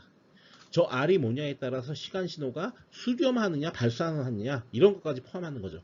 얘는 뭐예요? 수렴 발산을 알 수가 없어요. 이 앞에 있는 DTFT는 수렴 발산에 대한 정보가 없어요. 저건 당연히 그냥 정연파 코사인 사인만 얘기하는 거라고. 근데 이거 같은 경우에 제동 변수가 있기 때문에 코사인 사인이 수렴하는 코사인일 수도 있고 발산하는 놈일 수도 있어요. 그것까지 다 포함한 그런 변환이 된다. 2차원 변환이 된다. 이런 얘기죠. 자, 이제 그래서 요 식을 여러분들이 잘 이해하고 있어야 되고요. Z 변환으로부터 DTFT를 얻을 수 있다. 어떻게 해라? Z에다가 뭘 넣어라? 익스포넨셜 J 오메가를 그냥 넣어주면 된다. DTFT는 변환 평면에서 반지름이 1일 때의 Z 변환이다. 이것도 아까 얘기한 거 다 설명했습니다. 자, 그런데 중요한 거 하나를 얘기를 해야 됩니다. 요 식을 무조건 적용할 수 있는 게 아니에요. 자, 식 적용에 예외가 있습니다. 어떤 예외가 있냐면 ROC가 단위원을 포함하지 않는 경우. 자, ROC가 단위원을 포함하지 않게 되면 어떤 일이 벌어지냐면 Z 변화는 존재하는데 DTFT는 존재하지 않는다는 거죠. 왜냐하면 단위원 위에서 우리가 DTFT를 취해야 되는데 거기에 수렴 영역에 포함이 안 되어 있기 때문에 그건 수렴하지 않는다는 얘기죠. DTFT를 취해도. 그러니까 이 식 적용하면 돼요, 안 돼요? 적용해봐야 나온 결과가 틀린 결과죠. 그죠? 무조건 뭐예요? DTFT는 발산해서 구할 수 없다가 정답이 되죠. 이럴 경우엔. 그죠? 그 다음 주기적인 성분에 의해서 델타 오메가가 스펙트럼에 포함된 경우. 이건 뭐예요? 자, 이거는 뭐냐면 델타 오메가가 포함됐다라는 거는 신호 성분이 주기적이라는 의미이고, 이럴 경우에는 DTFT의 정의식에 의해서 우리가 DTFT를 구할 수가 있는 게 아니잖아요.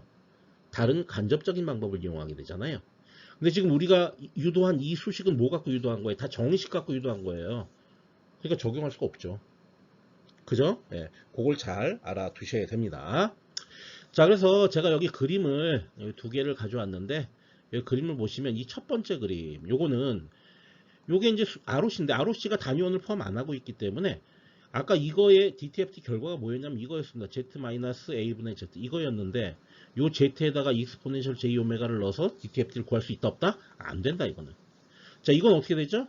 단위원이 이거죠. 이거를 포함하고 있죠, ROC가. 그렇기 때문에 X의 오메가, 요거는 XZ에 Z의 익스포넨셜 J 오메가를 넣어서 요렇게 넣는 거죠. 요렇게 해서 구할 수 있다는 결론을 얻을 수가 있습니다. 아시겠죠? 자, 그럼 마지막으로 우리가 공부했던 여러 가지 변환들이 있어요. 처음에 했게 DTFS, 그 다음에 DTFT, 그 다음에 Z 변환이 있습니다. 이것들 사이에 포함 관계를 좀 고민을 해보겠습니다. 자, 이거 같은 경우에는 익스포넨셜 마이너스 J, 그러니까 요 K 오메가 제로라는 게 요 오메가, DTFT의 오메가를 샘플링 한 겁니다. 오메가 제로마다 주기적으로 샘플링을 한 거죠. 그게 이거죠. 그러니까 당연히 DTFS보다는 DTFT가 범위가 더 넓겠죠. 그죠? 그 다음에 Z 변환은 어떻게 됩니까? 요놈에서 R이 1인 케이스의 변환이 DTFT니까 당연히 Z 변환이 더 범위가 넓겠죠. 그죠? 그러니까 우리는 지금 범위가 넓어지는 방향으로 계속 진행을 하고 있는 겁니다. 이해하시겠죠? 네, 지금 우리는 Z 변환을 하고 있고요. 앞서 공부했던 걸 쭉 한번 정리를 해볼게요. 먼저 우리가 양방향 Z 변환을 정리를 했었죠. DTFT에서 유도를 했었습니다. 자, 그거 첫 번째 정리라고 제가 얘기를 했었고요. 그걸로부터 ROC를 유도를 했고, 또 동시에 이제 단방향 Z 변환, 실제 이제 실무에서는 인과 신호기 때문에 단방향 Z 변환을 많이 쓴다고 얘기했고요. 그 다음에 이제 DTFT와 Z 변환 사이의 관계를 얘기했었습니다. 그래서 Z 변환을 구하게 되면 DTFT는 손쉽게 우리가 구해낼 수 있다라는 얘기도 했었고요. 자, 그럼 지금부터 해야 될 건 뭐냐면 Z 변환과 라플라스 변환과의 관계입니다. 어떻게 보면 Z 변환을 이산 신호의 라플라스 변환이라고 생각할 수도 있어요. 그렇기 때문에 라플라스 변환을 주기적으로 표본화를 하겠다는 거죠. 주기적으로 표본화를 하면 그러면 Z 변환을 얻을 수 있다는 것이고요. 이 과정을 통해서 Z 변환의 정의식을 또 유도를 해낼 수가 있게 되는 겁니다. 먼저 라플라스 변환의 정의식을 보겠습니다. 이렇게 이제 정의가 되어 있고요. 이건 이제 Z 변환의 정의식이 되겠습니다. 여기서 먼저 적분기호, 이건 이제 서메이션으로 바꿔야 되겠죠. 샘플링을 하게 되면, 표본화를 하게 되면, 그럼 xn은 요게 x에 n 이렇게 바꿔줘야 되겠죠. 그 다음 문제는 이제 익스포넨셜 마이너스 st가 문제가 되는 겁니다. 자, 지금 보시면은 표본화, 이 t를 nts로 이렇게 표본화를 ts마다 주기적으로 하게 되면 이 연속 신호가 이산 신호로 바뀌고 적분이 합으로 바뀌었다. 그 다음에 이제 요 아이겐 벡터, 그러니까 고유 벡터에 대한 문제, 요거를 해결을 해야 됩니다. 자, 여기 t 대신에 nts를 넣게 되니까 요렇게 nts 이렇게 되겠죠. 그 다음에 요 s는 뭐였습니까? 요건 이제 시그마 플러스 j 오메가였습니다. 그래서 그거를 이렇게 대입을 하는 거죠. 그럼 이런 식이 얻어지게 돼요. 자, 그런 다음에 이거를 이런 식으로 분리를 합니다. 두 개로. 그래 놓고 요 앞에 있는 걸 뭐라고 보는 거죠? 예, R이라고 보는 거죠. 요 뒤에 있는 거는 익스포넨셜 J 오메가로 보는 거죠. 그런 다음에 요게 Z N승, N승 이렇게 되는 겁니다. 이렇게 정의가 되는 거죠. 그럼 여기서 이제 두 가지 관계식을 우리가 얻을 수 있게 돼요. 지금 보면은, 이거부터 얘기를 해야 되겠네. 어쨌든 이게 ZN이라는 것으로 이제 변환이 되는 거죠. 샘플링을 함으로써 익스포넨셜 ST가 Z의 N승으로 변화되는 과정을 제가 보여드리고 있는 겁니다. 그래서 그걸 여기다 쏙 대입하는 거죠, 마지막으로. 그러니까 요거 대신에 요거를 요렇게 바꿀 수 있다는 거죠, 이걸로. 요렇게. 이해되시죠? 자, 그러면 Z 변환으로 변환이 손쉽게 이렇게 달성되는 걸 볼 수가 있습니다. 이해하시겠죠? 자, 그래서 우리가 Z 변환을 이산 신호의 라플라스 변환이다 라고 표현을 할 수가 있는 겁니다. 그렇습니다. 앞서 내가 하여튼 이게 그 연속 신호의 라플라스 변환 식입니다. 이게 이산 신호의 Z 변환 식이고. 자, 그럼 여기서 이제 몇 가지 중요한 사실, 이거 중요한 사실을 좀 언급을 해보겠습니다. 먼저, 요 R은 뭐랑 같은 거예요? 익스포넨셜 시그마 TS랑 같죠? 그러니까 이렇게 쓸 수가 있는 거죠, 이렇게. 그죠? 그 다음에 여기 보시면 이제 뭡니까? 오메가 같은 경우에는 스몰 오메가 TS로 쓸 수가 있습니다. 이렇게 등식이 성립하죠. 자, 요 두 가지에 대해서 이제 고민을 해보는 겁니다.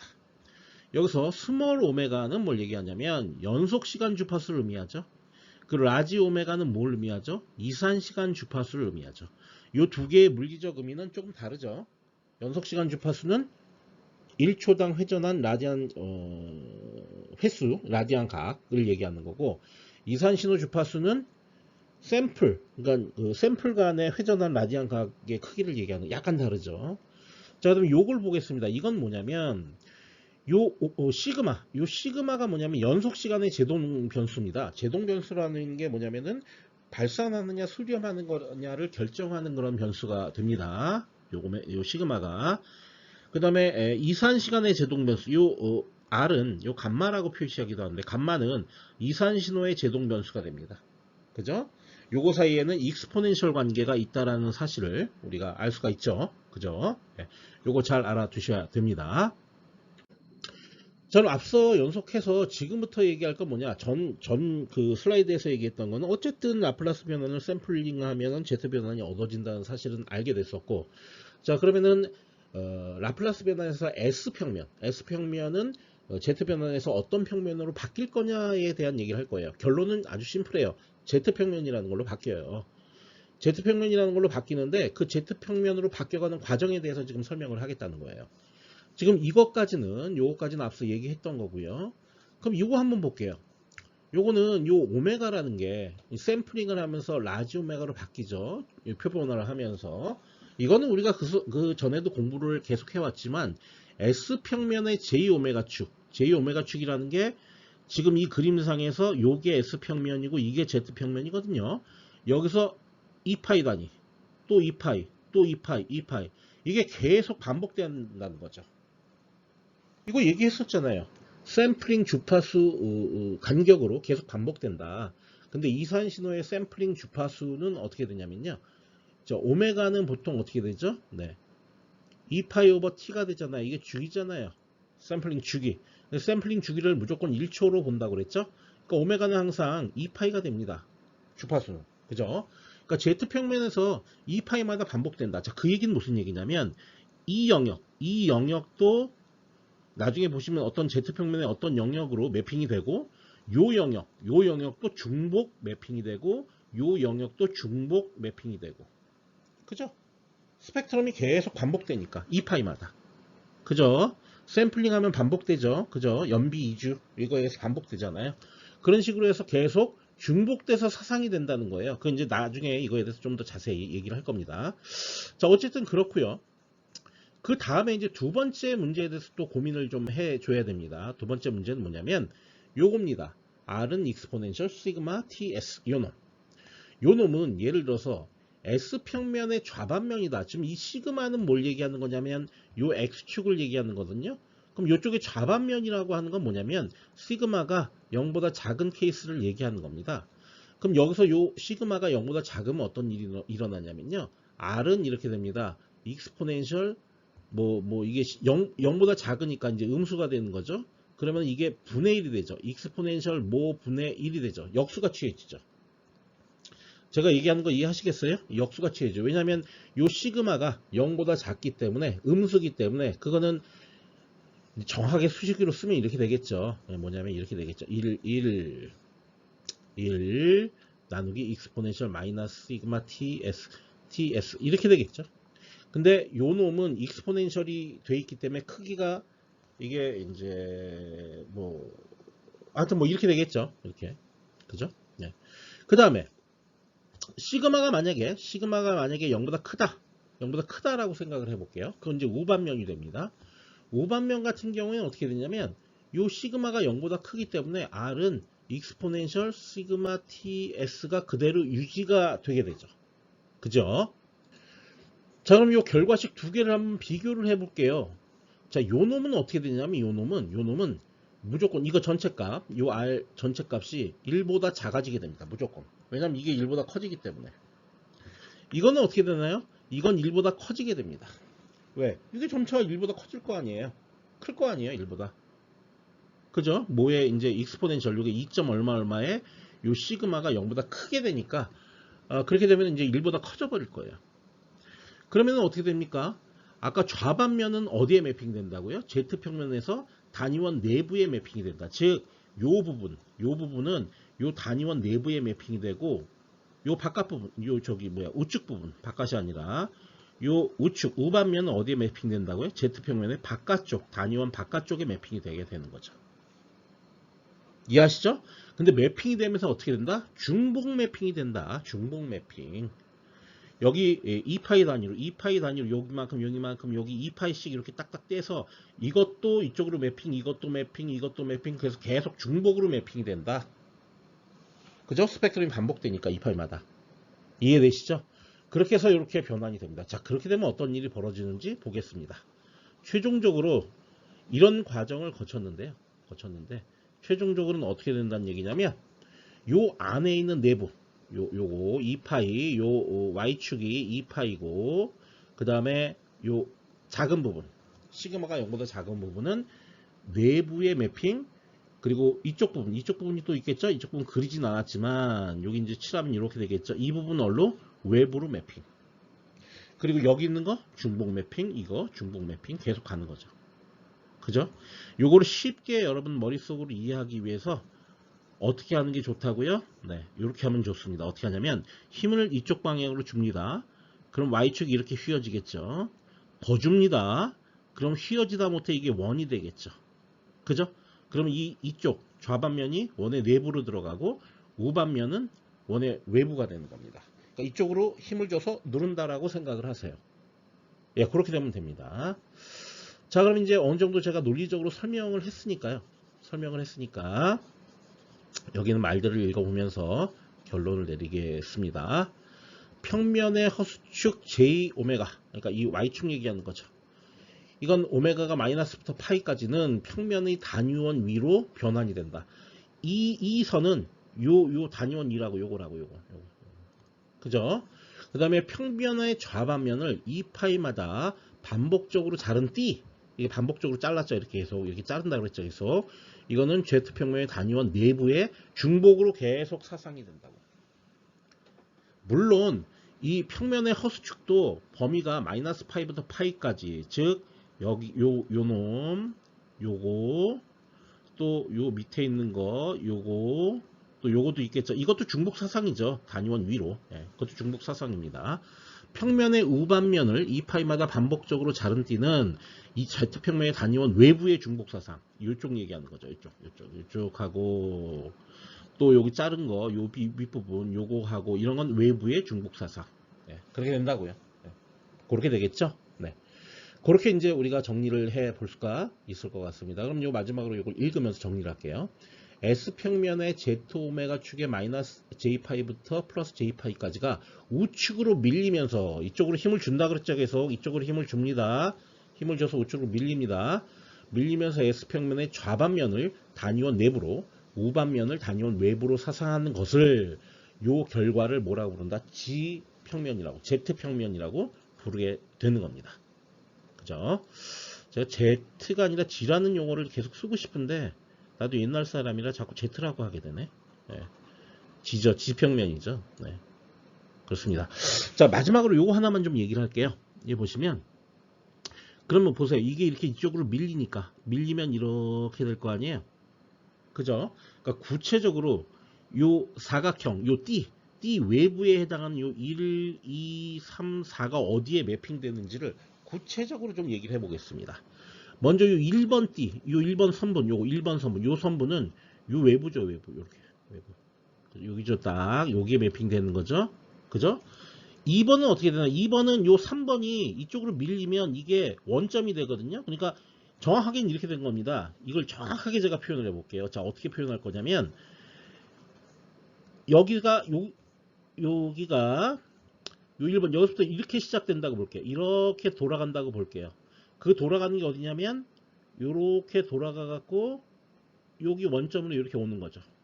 그게 요 2번 끝까지 여기까지 온 거죠. 그 3번으로 이렇게 내려갑니다. 3번 세로축으로. 그러면 이게 이렇게 돌아가 갖고 요렇게까지 온 거죠. 그게 3번 내려온 거죠. 4번 이쪽으로 이동합니다. 이쪽으로 이동한 게 이렇게 이동한 거죠. 그죠? 이렇게 이쪽으로 힘을 줘서 말려 돌아간 거니까 그걸 생각하시면 돼요. 그런 다음에 다시 여기서 일로 위로 올라옵니다. 0. 원점으로 올라오는 게 이렇게 올라오는 거죠. 이렇게. 그래서 화살표가 이렇게 되는 거죠. 이해되시죠? 예, 정확하게 매핑을 하면 지금 제가 그림에 그린 대로 매핑이 되는 겁니다. 네, 이제 그 다음 신호의 형태와 ROC에 대해서 공부를 해보겠습니다. 여태까지 공부했던 것들은 전부 다 Z변화의 정의, 또 어떤 다른 변화과의 관계, 뭐 이런 것들을 공부했죠. 이제 지금부터 해야 될 건 뭐냐면, 어떻게 보면 약간의 테크닉들입니다. 우리 Z변화과 관련된 기초적인 어떤 테크닉들, 그거에 대해서 얘기를 하려고 하고요. 지금 이 신호의 형태와 ROC에서 얘기하려고 하는 건, 지금 여기 신호의 형태가 이렇게 주어져 있지 않습니까? 이걸로부터 ROC를 바로 구할 수 있다는 거예요. ROC를 바로 그릴 수 있다.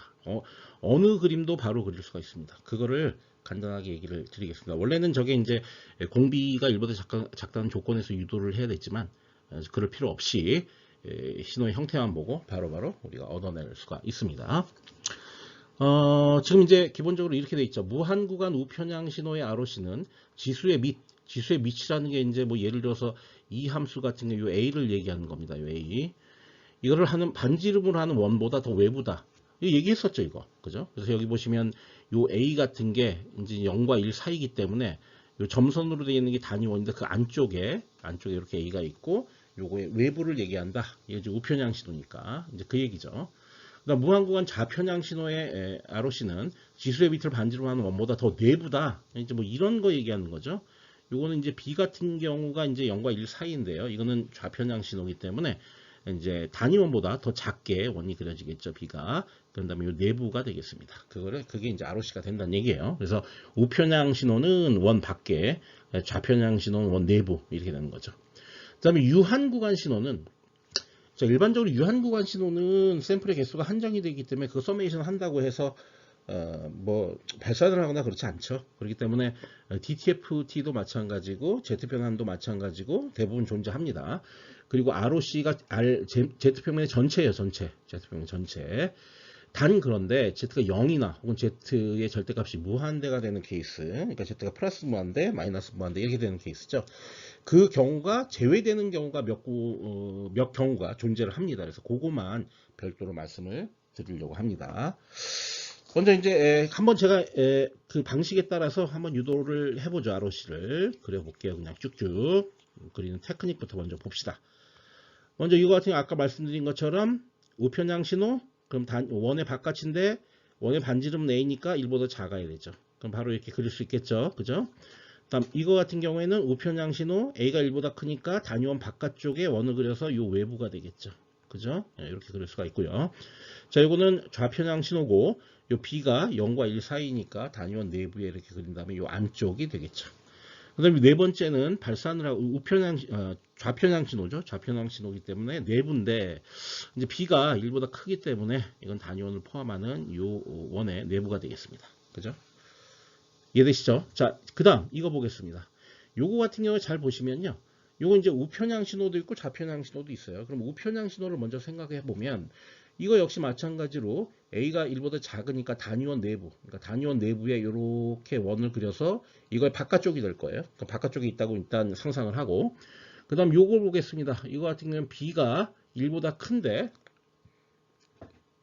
1보다 크죠? 그러니까 단위원 바깥에 있겠죠. 바깥에 이렇게 원을 그려놓고 그거의 안쪽이 되겠습니다. 그의 공통 영역이 어디에? 이 도넛 모양이잖아. 그죠? 공통 영역을 찾으면 되는 겁니다. 이해하시겠죠? 자, 이거 보겠습니다. 이제 이 양쪽으로 이렇게 양방향 신호들은 전부 다 도넛 모양이라고 생각하시면 돼요.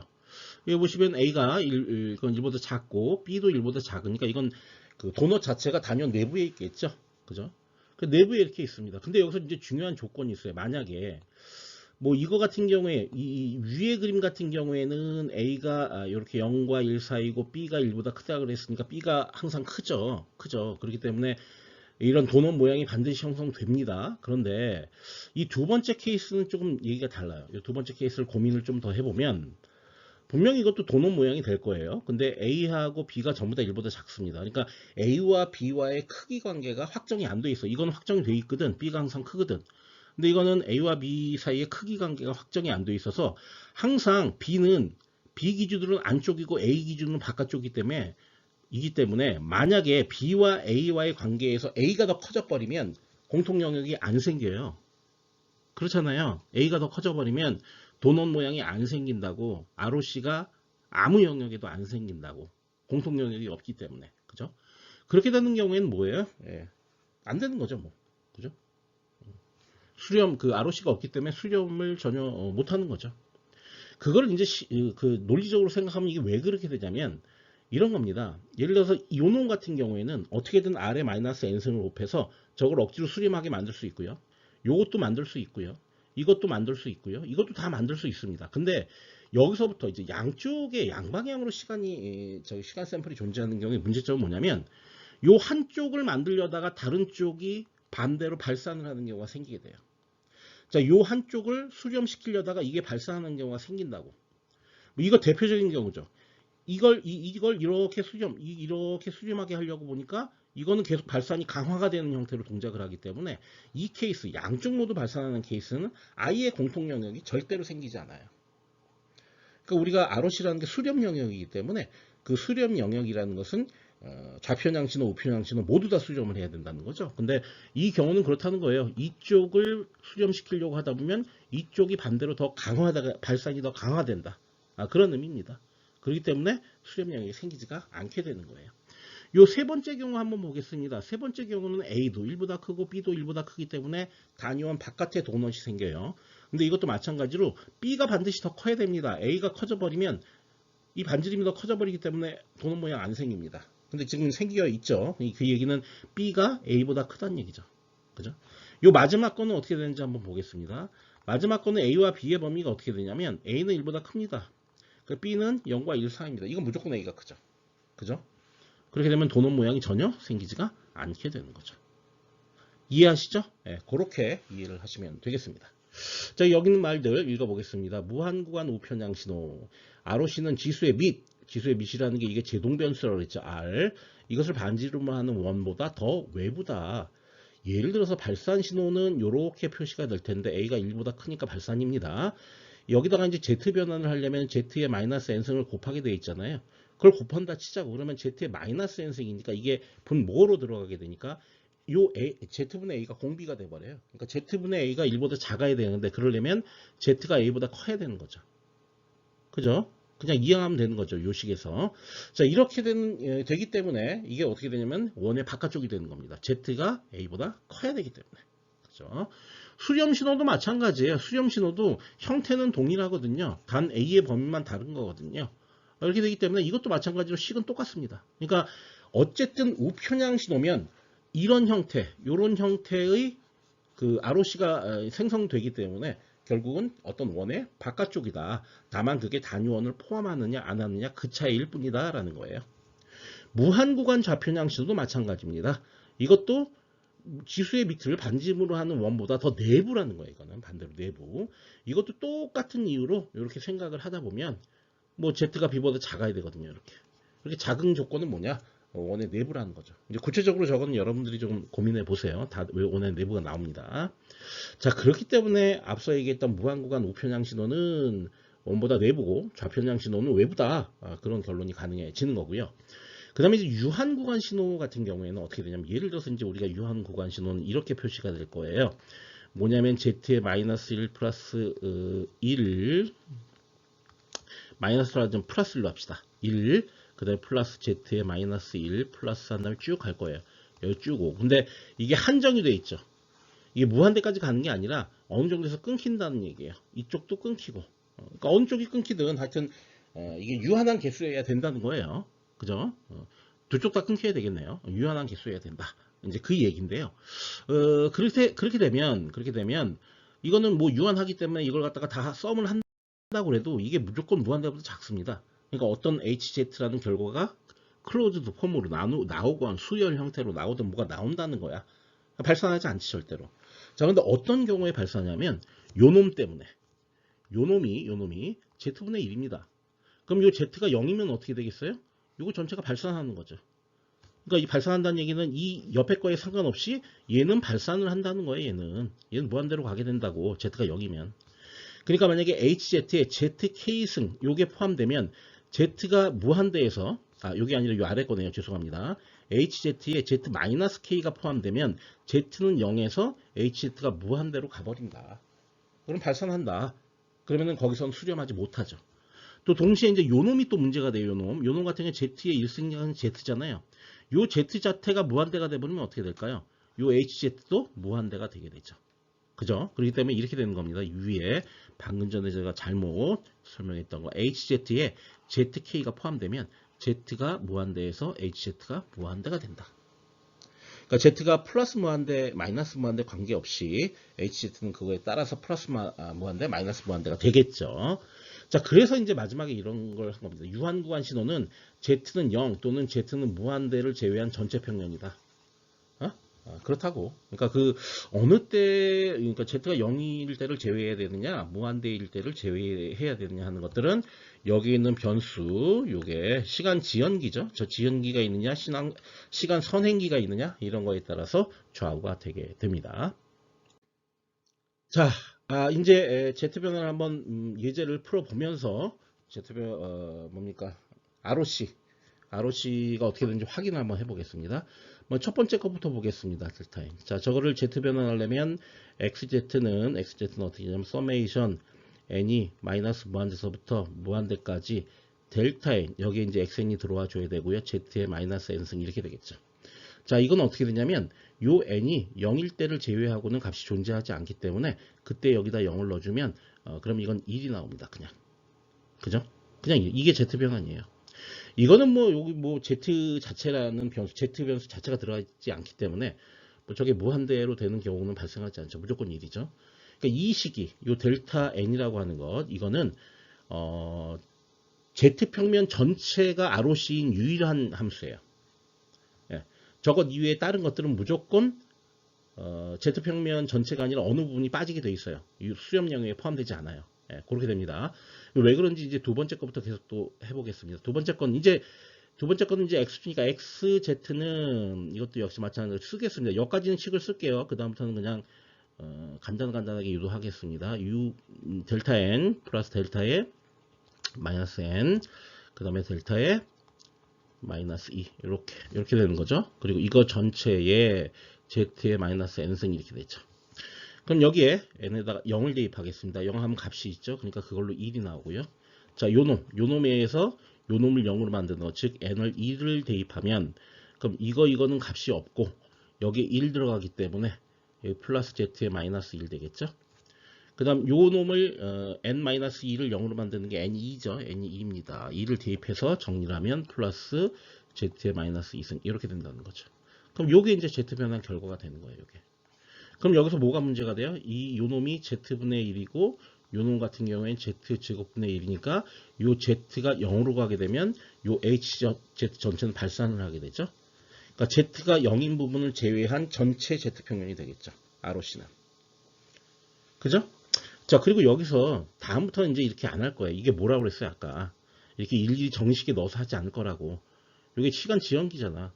요 시간 지연됐잖아요, 이렇게. 여기. 그죠?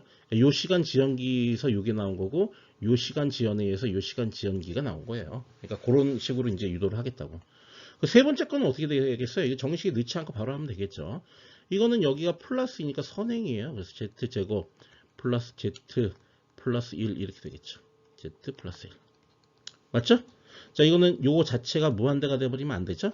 그렇기 때문에 요게 이제 xz니까 요게 무한대가 되면 요 xz 자체가 무한대니까 z의 절대값이 무한대가 되는 경우를 제외한 전체 z평면이 되겠고요.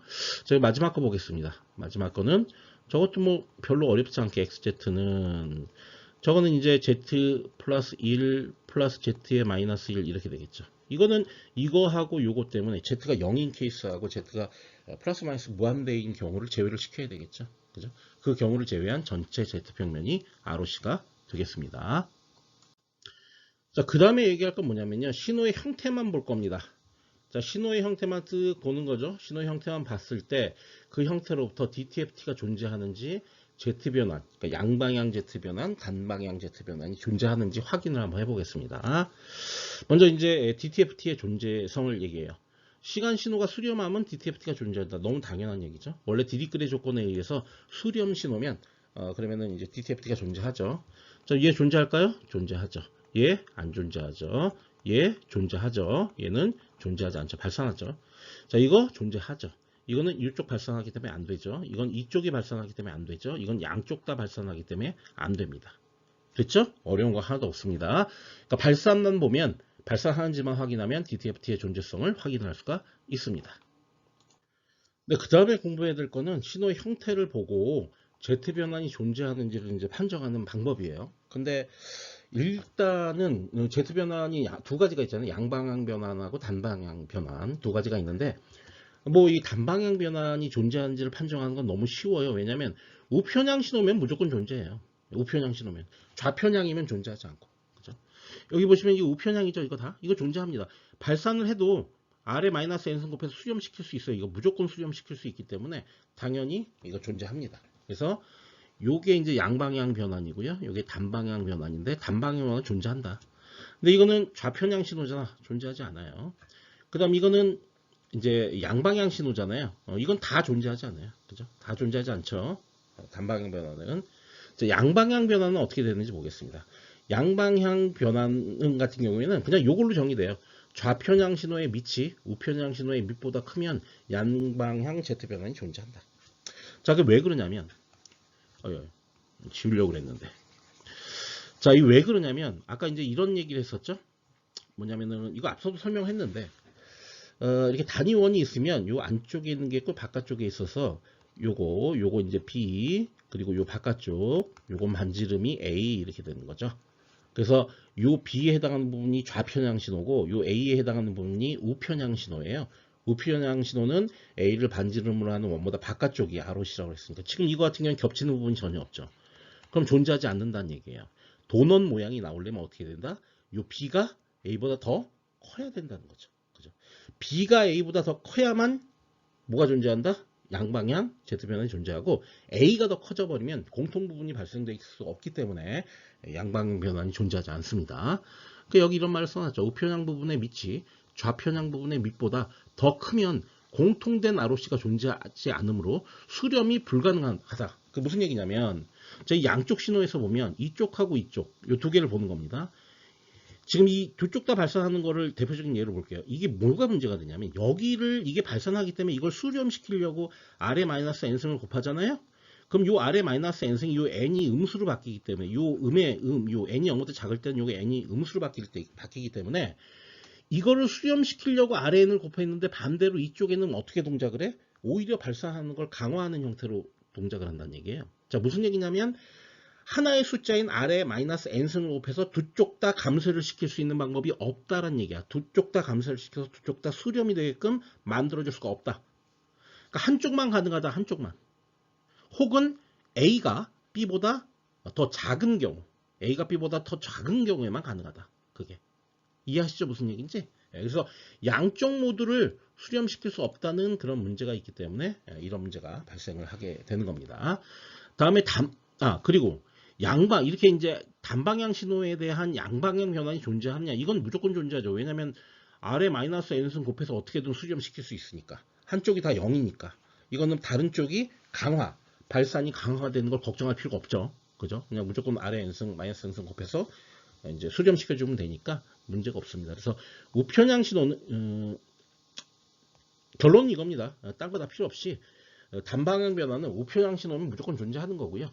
그 다음에 양방향 변환 같은 경우에는 우편향 신호의 밑이 더 작아야 돼요. 좌편향이 더 커야 돼. B가 더 커야 된다고. 이해하시겠죠? 네, 그렇게 이해를 하시면 되고요. 그럼 이 예를 보고 제가 말씀을 드릴게요. 쭉 한번 검증을 해보겠습니다. 검증을. 먼저, 자, 이 신호를 보겠습니다. 이거 양방향 가능한가요? 가능하죠. 가능하죠.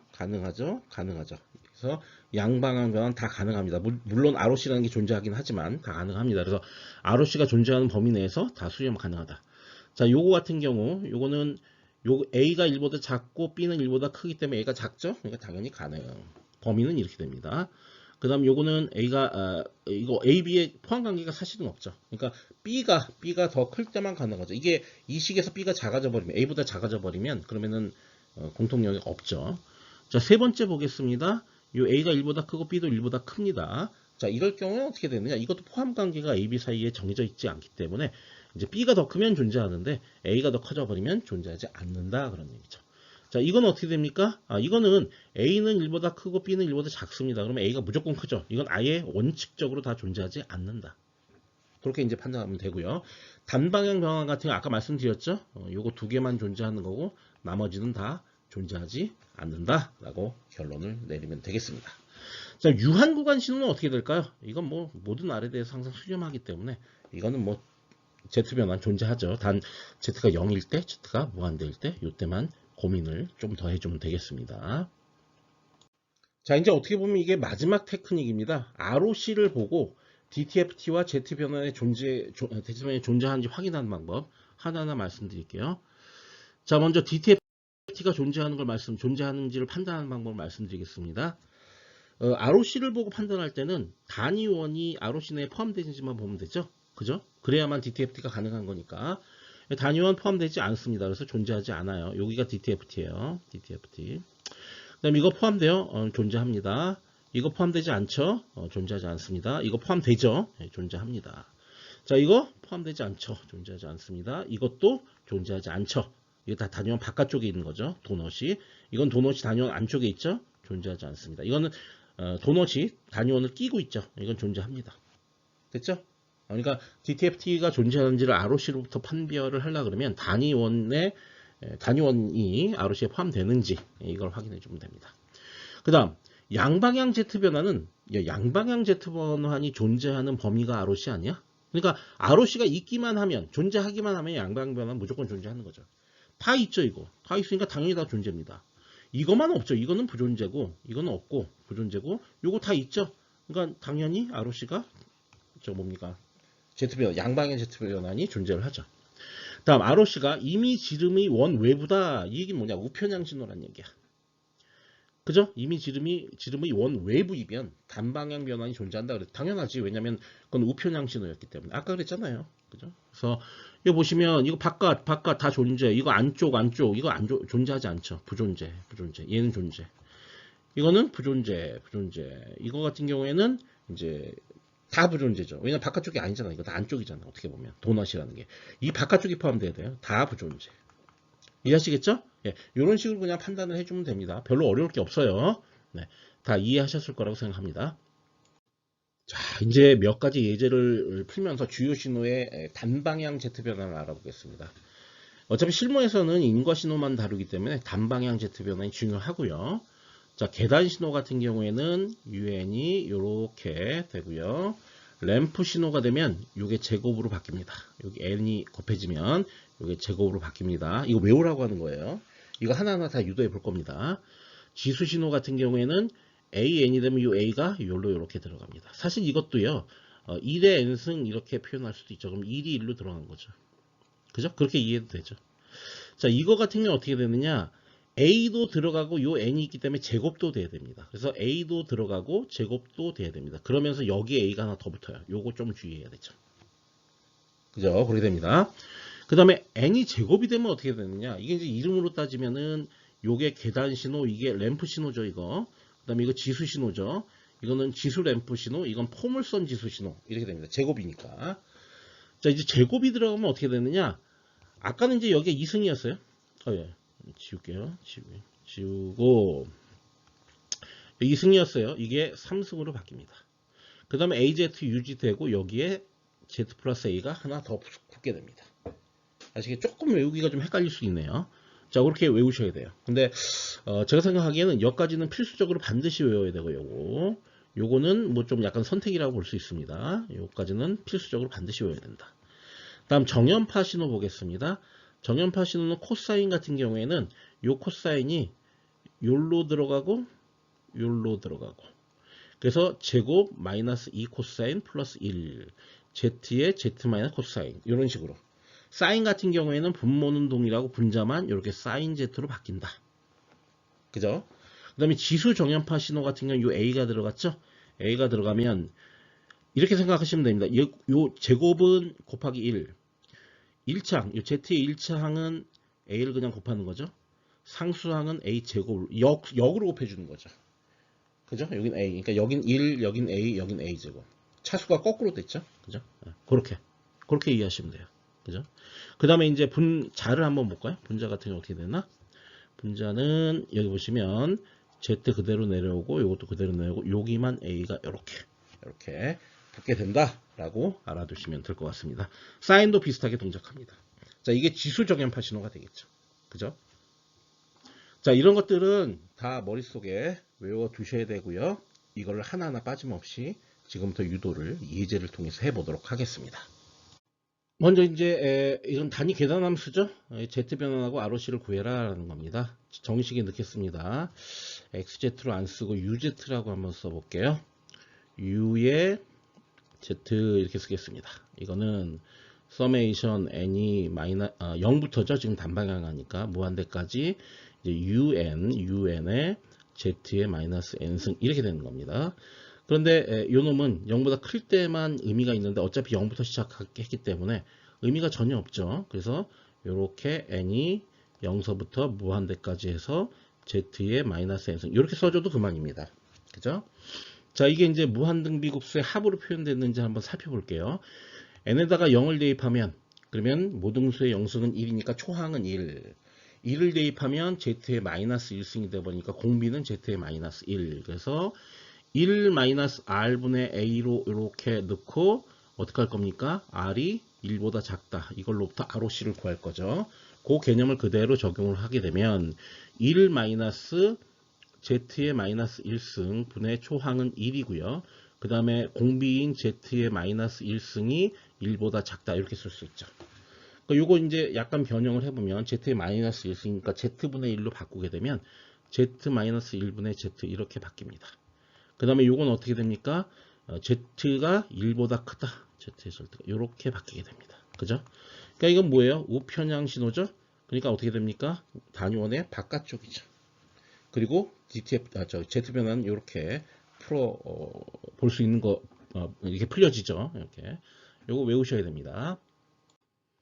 다음 두 번째 지수 신호입니다. 저 AN의 UN. 저것도 이제 UN은 이제 신경 끄고 이제 유도하겠습니다. 유도해 보면 n이 0서부터 무한대까지 a의 n에 z의 마이너스 n 이렇게 되겠죠. 이것도 역시 마찬가지로 n이 0서부터 무한대까지 한 다음에 z분의 a의 n승 이렇게 표현이 될 겁니다. 자, 이제 n에다가 0을 대입하겠습니다. 초항은 1이고요. 또 1을 대입하겠습니다. 그럼 z분의 a에 공비는 z분의 a. 그럼 이거 어떻게 됩니까? 1 마이너스 a 오버 z 이렇게 되고요. 분의 초항 1이 되고요.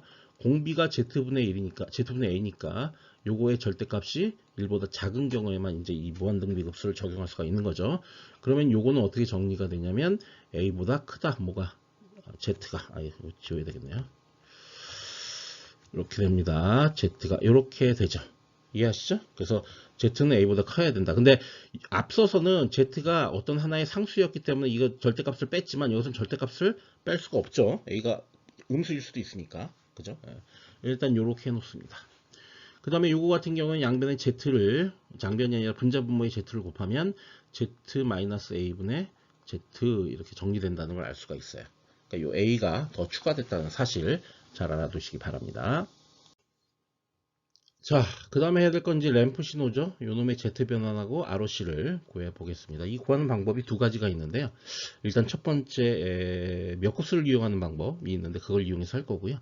그다음 두 번째는 이제 그 시간 주파수 영역 미분을 이용하는 방법이 있어요. 근데 그 두 번째 방법으로 얘기를 나중에 해보겠습니다. 자, 1번이 이제 몇 곱수를 이용하는 방법이에요. 몇 곱수가 아직 뭔지 모르죠. 자, 이건 이제 정의식에 넣어 보겠습니다. 자, xz를 구해 볼게요. xz는 이제 우린 지금 단방향을 하고 있으니까 0부터 무한대까지가 되고요.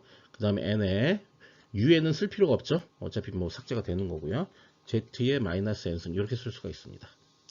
자, 그럼 이거를 갖다가 쭉 전개를 한번 해보겠습니다. 먼저 n에 0을 넣으면 0이 되고요.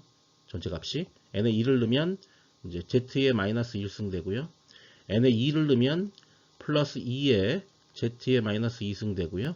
3을 넣으면 3의 z의 마이너스 3승 이렇게 쭉 가겠죠. 그렇죠? 네. 그럼 여기다 이제 약간의 편법이라는 약간의 이제 그 다른 방법을 동원을 해볼 겁니다. 저는 여기서 어떻게 할 거냐면 z의 마이너스 1승을 이렇게 곱하려고 그래요. 이 마이너스 1승을 곱한 이유가 있어요. 이제 이 식의 형태를 보고 제가 지금 마이너스 1을 해야 되겠다라는 걸 곱해야 되겠다는 걸 알게 된 거죠. 자, 어떻게 할 거냐면 마이너스 1 곱하면 요게 어떻게 되겠어요? 요 마이너스 2승 되겠죠? 요 놈 어떻게 되겠어요? 요거는 2z의 마이너스 3승 되겠죠? 이렇게. 그 다음 요거 같은 거 어떻게 되겠어요? 3z의 마이너스 4승 이렇게 돼. 이게 다 플러스로 연결되는 요런 형태. 그 다음에 이 뒤에 쭉 있겠죠. 요런 형태로 바뀌게 됩니다. 그죠? 왜 이렇게 바꿨냐면요. 이걸 이렇게 뺄 거예요. 이제 빼면 이쪽 이 우측에 나오는 결과가 요게 등비수열로 나오게 됩니다. 그럼 등비수열의 합공식을 적용할 수 있어요. 그걸 머릿속으로 지금 상상해서 아 이거 z-1 곱하는 게 맞겠구나 라고 지금 생각한 거예요. 자, 이거 뺍니다. 빼면 1-z의 마이너스 1승에 그 다음에 xz가 될 것이고요. 자, 우변은 어떻게 되냐면 우변 하나하나 해보겠습니다.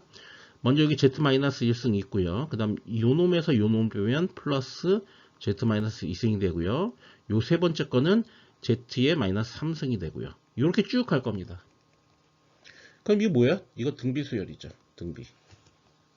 등비건 초항이 Z-1승이고 등비도 Z-1승입니다. 그러면 1-Z-1분의 Z-1 여기서 등비 수열의 합공식을 적용했기 때문에 Z분의 1, Z-1 이게 1보다 작아야 되고 이 조건이 들어가 여기서 이제 우리가 이제 ROC를 우리가 유도해낼 수가 있는 거고요. 이렇게 바뀌게 됩니다.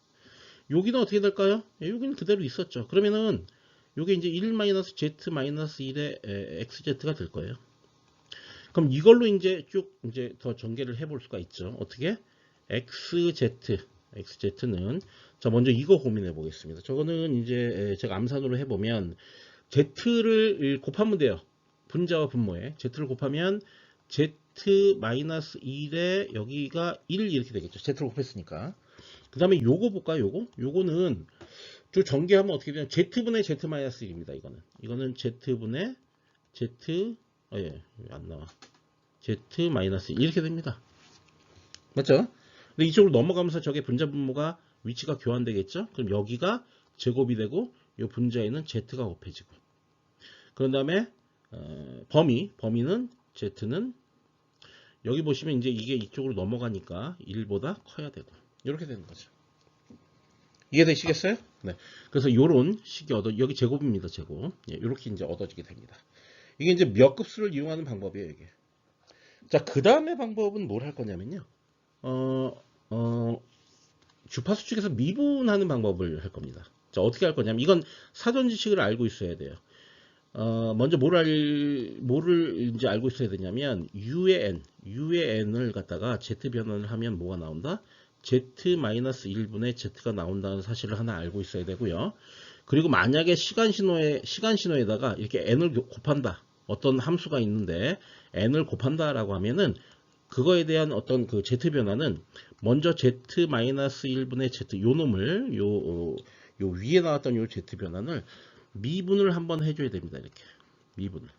그런 다음에 앞에 마이너스 Z를 곱해주면 됩니다. 그러면은 Z 변환을 우리가 찾아낼 수가 있어요. 유도해낼 수가 있어요. 아시겠죠?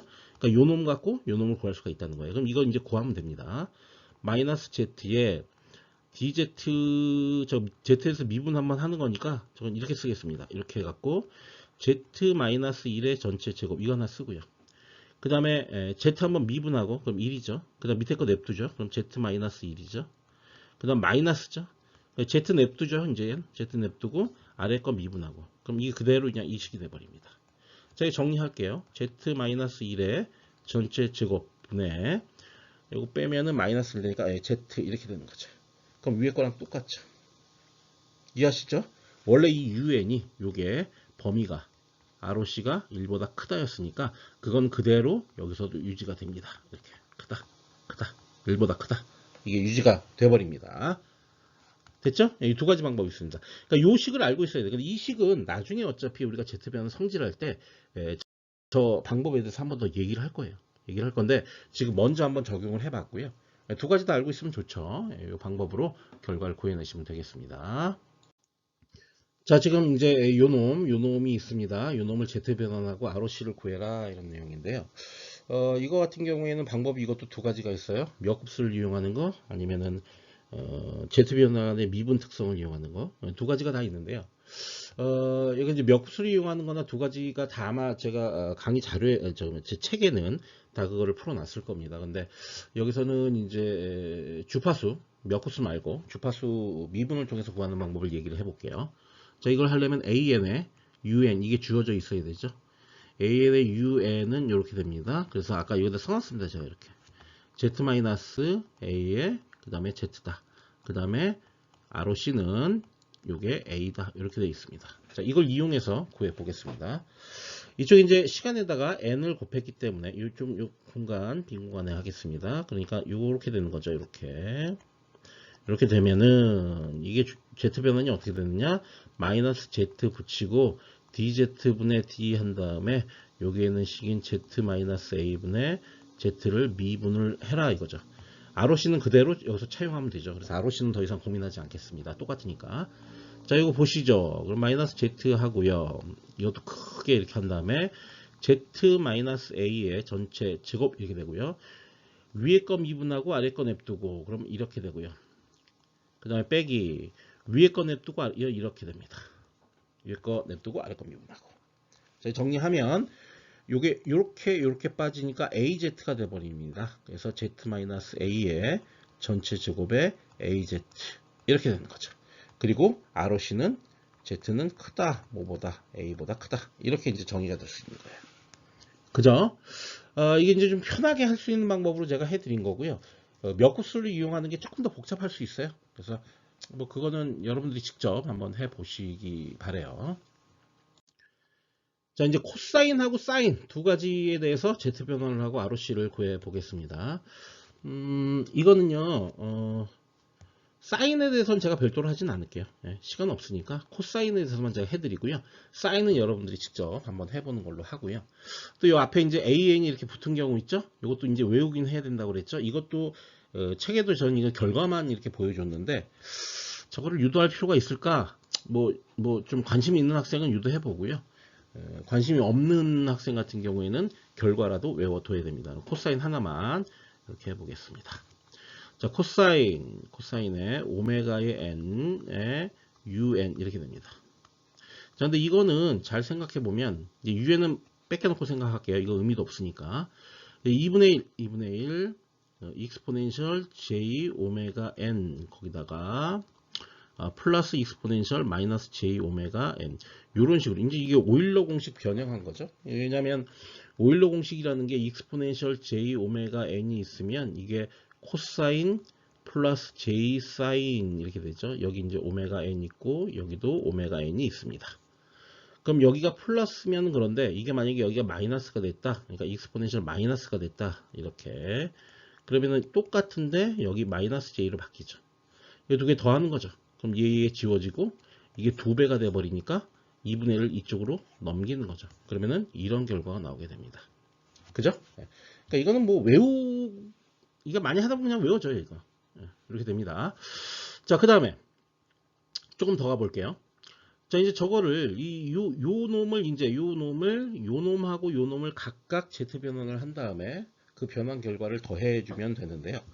생각을 해보면은 지수 신호가 이런 신호가 있어. AN의 UN이 이렇게 변형된다는 걸 앞서 본 적이 있습니다. 그래서 그거를 그대로 차용을 해서 자, 이 놈을 이렇게 그대로 차용을 해서 저거의 Z 변환을 구해 보도록 하겠습니다. 먼저 2분의 1 들어가고요. 그 다음에 익스포넨셜 J 오메가는 이게 이렇게 되는 거죠. 어떻게 됩니까? 익스포넨셜 J, 그러니까 Z 마이너스 익스포넨셜 J 오메가 분의 Z. 이게 이제 요 앞에 거 Z 변환한 거고. 자, 뒤에 거 Z 변환을 하면 플러스 Z 마이너스 익스포넨셜 여기는 마이너스 J 오메가가 되겠죠. 그죠? 그분의 Z 이렇게 되는 거죠. 그러니까 여기서 보시면 익스포넨셜 마이너스 J 오메가를 A라고 생각한 거죠. A n승이 되니까 그렇게 되면. 그죠? 요거는 익스포넨셜 J 오메가를 A라고 생각한 거고요. 자, 이렇게 정의된 거를 확인할 수가 있습니다. 한 단계 더 나갈게요. 이거 통분해 주면 되겠죠? 통분하는데 한번 해볼게요. 이게 금방 될지 모르겠는데 요거는 익스포넨셜 J 오메가에 곱하기 이건 이제 좀 똑바로 써야 될 것 같습니다. 왜냐하면 이게 좀 길어질 것 같으니까 불분명하게 썼다가 틀릴 수가 있습니다. 이렇게 하고 그 다음에 이건 Z 제곱에 마이너스 Z의 익스포넨셜 마이너스 J 오메가. 그러니까 크로스로 해주는 거죠. 크로스로 곱해서 더해주는 거죠. 크로스. 그래서 이거는 또 Z 제곱에 마이너스 Z의 익스포넨셜 J 오메가. 이렇게 되는 건가요? 네, 이렇게 된다고 볼 수가 있습니다. 자, 이거 한 단계 더 가볼게요. 자, 요거 같은 경우는 이제 전개가 가능하죠. 그래서 2분의 1 그대로 아직까지 살아 있고요. 그 다음에 분해 이렇게 가서 Z의 제곱, 그 다음에 요거는 마이너스 요 놈하고 더해지게 되거든요. 더해지면 요거하고 더해지면 요 2가 이쪽으로 넘어가니까 2 코사인이 됩니다. 2 코사인. 그래서 여기가 2 코사인 오메가가 되고요. 그 다음에 Z가 뒤에 이렇게 붙습니다. 그쵸? 그 다음에 요 놈하고 곱해야 됩니다. 곱한 건 플러스 1이 돼버리겠죠. 그냥. 그죠? 지수의 보호가 반대니까. 그 다음에 요 놈은 여기가 제곱이니까 2Z 제곱인데 일단 Z만 쓰고요. 그 다음에 요 뒤에 있는 거 볼게요. 요 놈하고 요 놈을 보게 되면 저것도 역시 마찬가지로 코사인이 된다는 걸 알 수가 있어요. 그죠? 코사인이 되죠. 그러면은 이제 요게 이제 여기 앞에 ZZ가 다 있으니까 여기는 Z고 여기가 코사인 마이너스 코사인 요것도 여기 2배 2배가 되지만 2배가 앞으로 빠져나가. 이제 여러분 너무 나갔다. 그냥 쓸게요. 여러분 이해 못할 것 같아.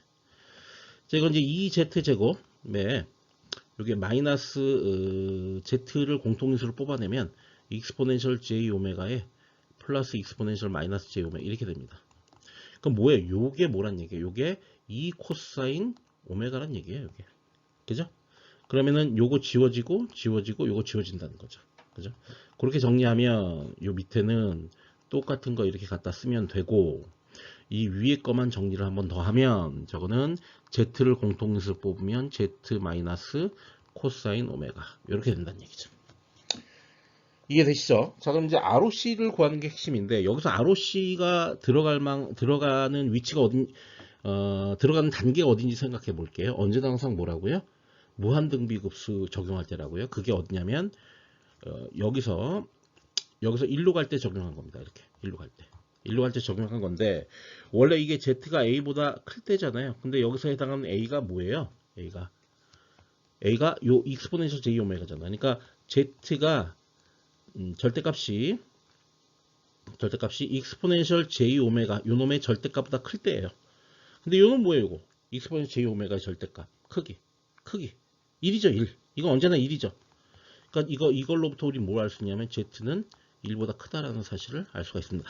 여기가 마이너스가 돼도 1입니다. 플러스가 돼도 1이고 상관없어요. 그죠? 이건 이제 왜 이게 1이 되는지는 그냥 이렇게 생각해보면 알 수 있죠. 이렇게 여기가 플러스가 됐건 마이너스가 됐건 결국 크기는 요거거든요. 요거 앞에 붙은 개수. 앞에 붙은 개수가 1이잖아. 1. 크기는 1이죠. 절대값 붙이니까. 절대값이 크기잖아요. 예. 그럼 이렇게 이제 결과가 나오게 되면 알 수가 있습니다. 이 뒤에다가 ROC를 하나 붙여야 되겠죠. Z가 1보다 크다라는 거를 붙여야 됩니다. 그러면 이런 결과를 얻어내는 것을 알 수가 있고요. 이 아래 거 같은 경우엔 여러분들이 직접 해보시기를 권해드립니다. 네, 마지막으로 매트랩 실습에 대해서 알아보겠습니다. 여기서 이제 심볼릭 매스라는 걸 이용할 겁니다. 심볼릭 매스는 뭐냐면 이런 거예요.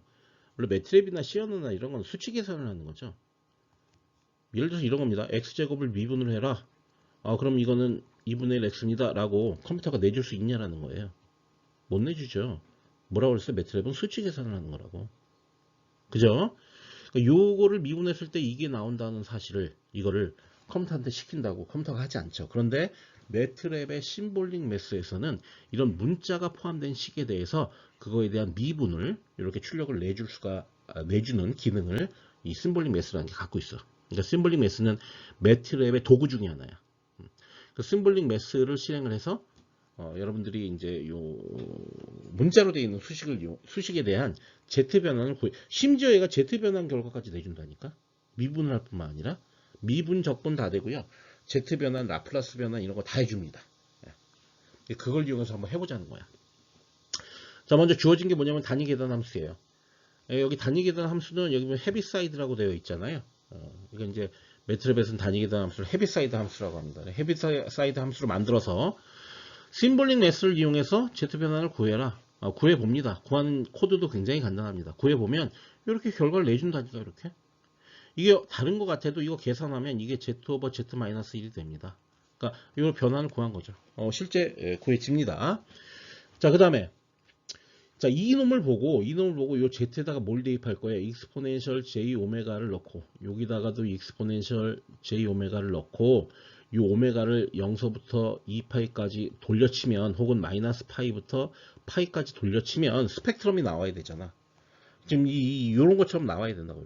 이렇게 스펙트럼이. 근데 얘는 없어. 스펙트럼이 없죠. 여긴 있는데, 그 이유는 얘는 주기함수잖아. 주기함수이기 때문에 여기다가 익스포넨셜 j 오메가 요런 요걸로 치환을 한 다음에 요거 둘러쳐 갖고 스펙트럼을 그릴 수가 없죠. 그죠? 정의식으로 유도한 게 아니니까 안 된다 그랬잖아요. 그죠? 여기 이런 말을 써놨습니다. x1에는 주기함수다. 따라서 x1의 z 변화에서 푸리에 변화는 얻을 수 없으므로 2번 결과를 통해 스펙트럼을 그릴 수가 없다라는 얘기예요. 그래서 스펙트럼은 안 그리겠습니다. 첫 번째 문제는. 자, 두 번째, 네 번째죠. 심볼릭 매스를 이용해서 요거를 역변화. 이제 요 놈을 요 놈으로 바꿔보라고. 그럼 실제로 이렇게 바뀝니다. x가 1로 바뀝니다. 자, 1이라는 거는 요 n에 관계없이 무조건 1이 나온다는 얘기니까 저게 헤비사이드 n, 그러니까 단위계단 함수가 맞죠. 그럼 역변환에서 x와 n이 얻어지는지 확인해라. 자, 여기서 구하는 것도 전부 다 단방향 변환입니다. 단방향. 그래서 x와 n이 1이 나오는지를 확인을 해주면 되겠습니다. 자, 두 번째 문제를 보겠습니다. 두 번째 문제에서는 0.5n의 un이에요. 이거 심볼릭 매스로 이렇게 나오는지 확인을 해봐라. 여기 나옵니다. 이렇게. 요 계산하면 이거랑 같습니다. 자, 2번의 결과를 통해 스펙트럼을 그려라. 그리면 됩니다. 어떻게 하면 돼요? 요 z에다가 익스포넨셜 j 오메가를 넣고 요 오메가를 마이너스 파이부터 파이까지 둘러치게 되면 이런 그래프가 얻어진다고. 이거 그래프 그리라고. 그죠? 그 다음 심볼릭 매스를 이용해서 이걸 역변환해서 x2n이 얻어지는, 이거 역으로 하라고. 이거 여기서 일로 왔으니까 역으로 하면 이렇게 오겠죠? 그럼 이놈하고 요놈하고 같아져야 되겠죠? 같은지 확인하라고. 요놈하고 같고, 이 위에서도 요놈하고 같은 거죠. 그죠? Z 변환 한 다음에 역변환을 다시 한번 했으니까. 자, 요렇게 이제 여러분들 그려보란 얘기예요. 자, 그림상으로는 여기도 xn이고 여기도 xn이니까 이거는 뭡니까? 우리가 Z 변환하기 전 거고, 이거는 Z 변환을 한 다음에 다시 역변환한 거 똑같다고. 결과가. 요것도 마찬가지. 요거랑 이거랑 똑같다고. 이거 원래 신호. 이거는 Z 변환 한번 한 다음에 다시 역 Z 변환한 거. 그죠? 역 Z 변환은 우리가 아직 공부 안 했지만, 이거는 이제 뭐 어떤 함수를 이용하면 되기 때문에 쉽게 할 수 있습니다. 수행하시면 돼요. 그래서 그게 결론적으로 같아진다. 결과가. 예, 이런 결과가 나와야 됩니다. 네, 계속해서 이제 이런 신호, 요거 보겠습니다. 이건 이제 램프 신호죠? 램프 신호도 역시 똑같이 해봐라. 그럼 된다. 그런데 이 램프 신호 같은 경우에 발산하는 신호이기 때문에 DTFT를 얻을 수가 없죠. 그러니까 이것도 역시 마찬가지로 스펙트럼은 그릴 수 없습니다. 자, 네 번째 거. 이건 이제 램프인데 지수 램프죠. 이거는 이거죠. 요 n에다가 0.5. 보통 이런 거죠. x죠. x에다가 뭐 0.5에 뭐 x 이래 버리면 이게 이제 보통 t죠. t 곱하기 0.5의 t 이런 거죠. 이런 거는 엎어진 종의 형태로 나타난다. 그랬죠. 이거 엎어진 종 이렇게. 자, 이거를 푸리에 Z 변환을 한 다음에 그 Z 변환에서 스펙트럼을 그리고 다시 그 Z 변환의 식에 대해서 역변환을 수행해서 원래 신호와 똑같이 나오는지 확인해라. 그런 얘기죠. 그죠? 그걸 그림으로 다 그려갖고 똑같이 정말로 나오는지 한번 그림으로 확인을 해보라는 게 이번 매트랩 실습이 되겠습니다. 네, Z 변환은 매우 중요한 변환이고요. 내용도 상당히 좀 어려운 편이에요. 여러분 잘 이해를 하셔갖고요. 이 Z 변환을 잘 이해해야 디지털 필터를 갖다가 설계할 때 이 Z 변환을 다 이용하게 되니까 앞으로 공부에 훨씬 더 편해질 겁니다. 그래서 반드시 이해를 부탁드릴게요.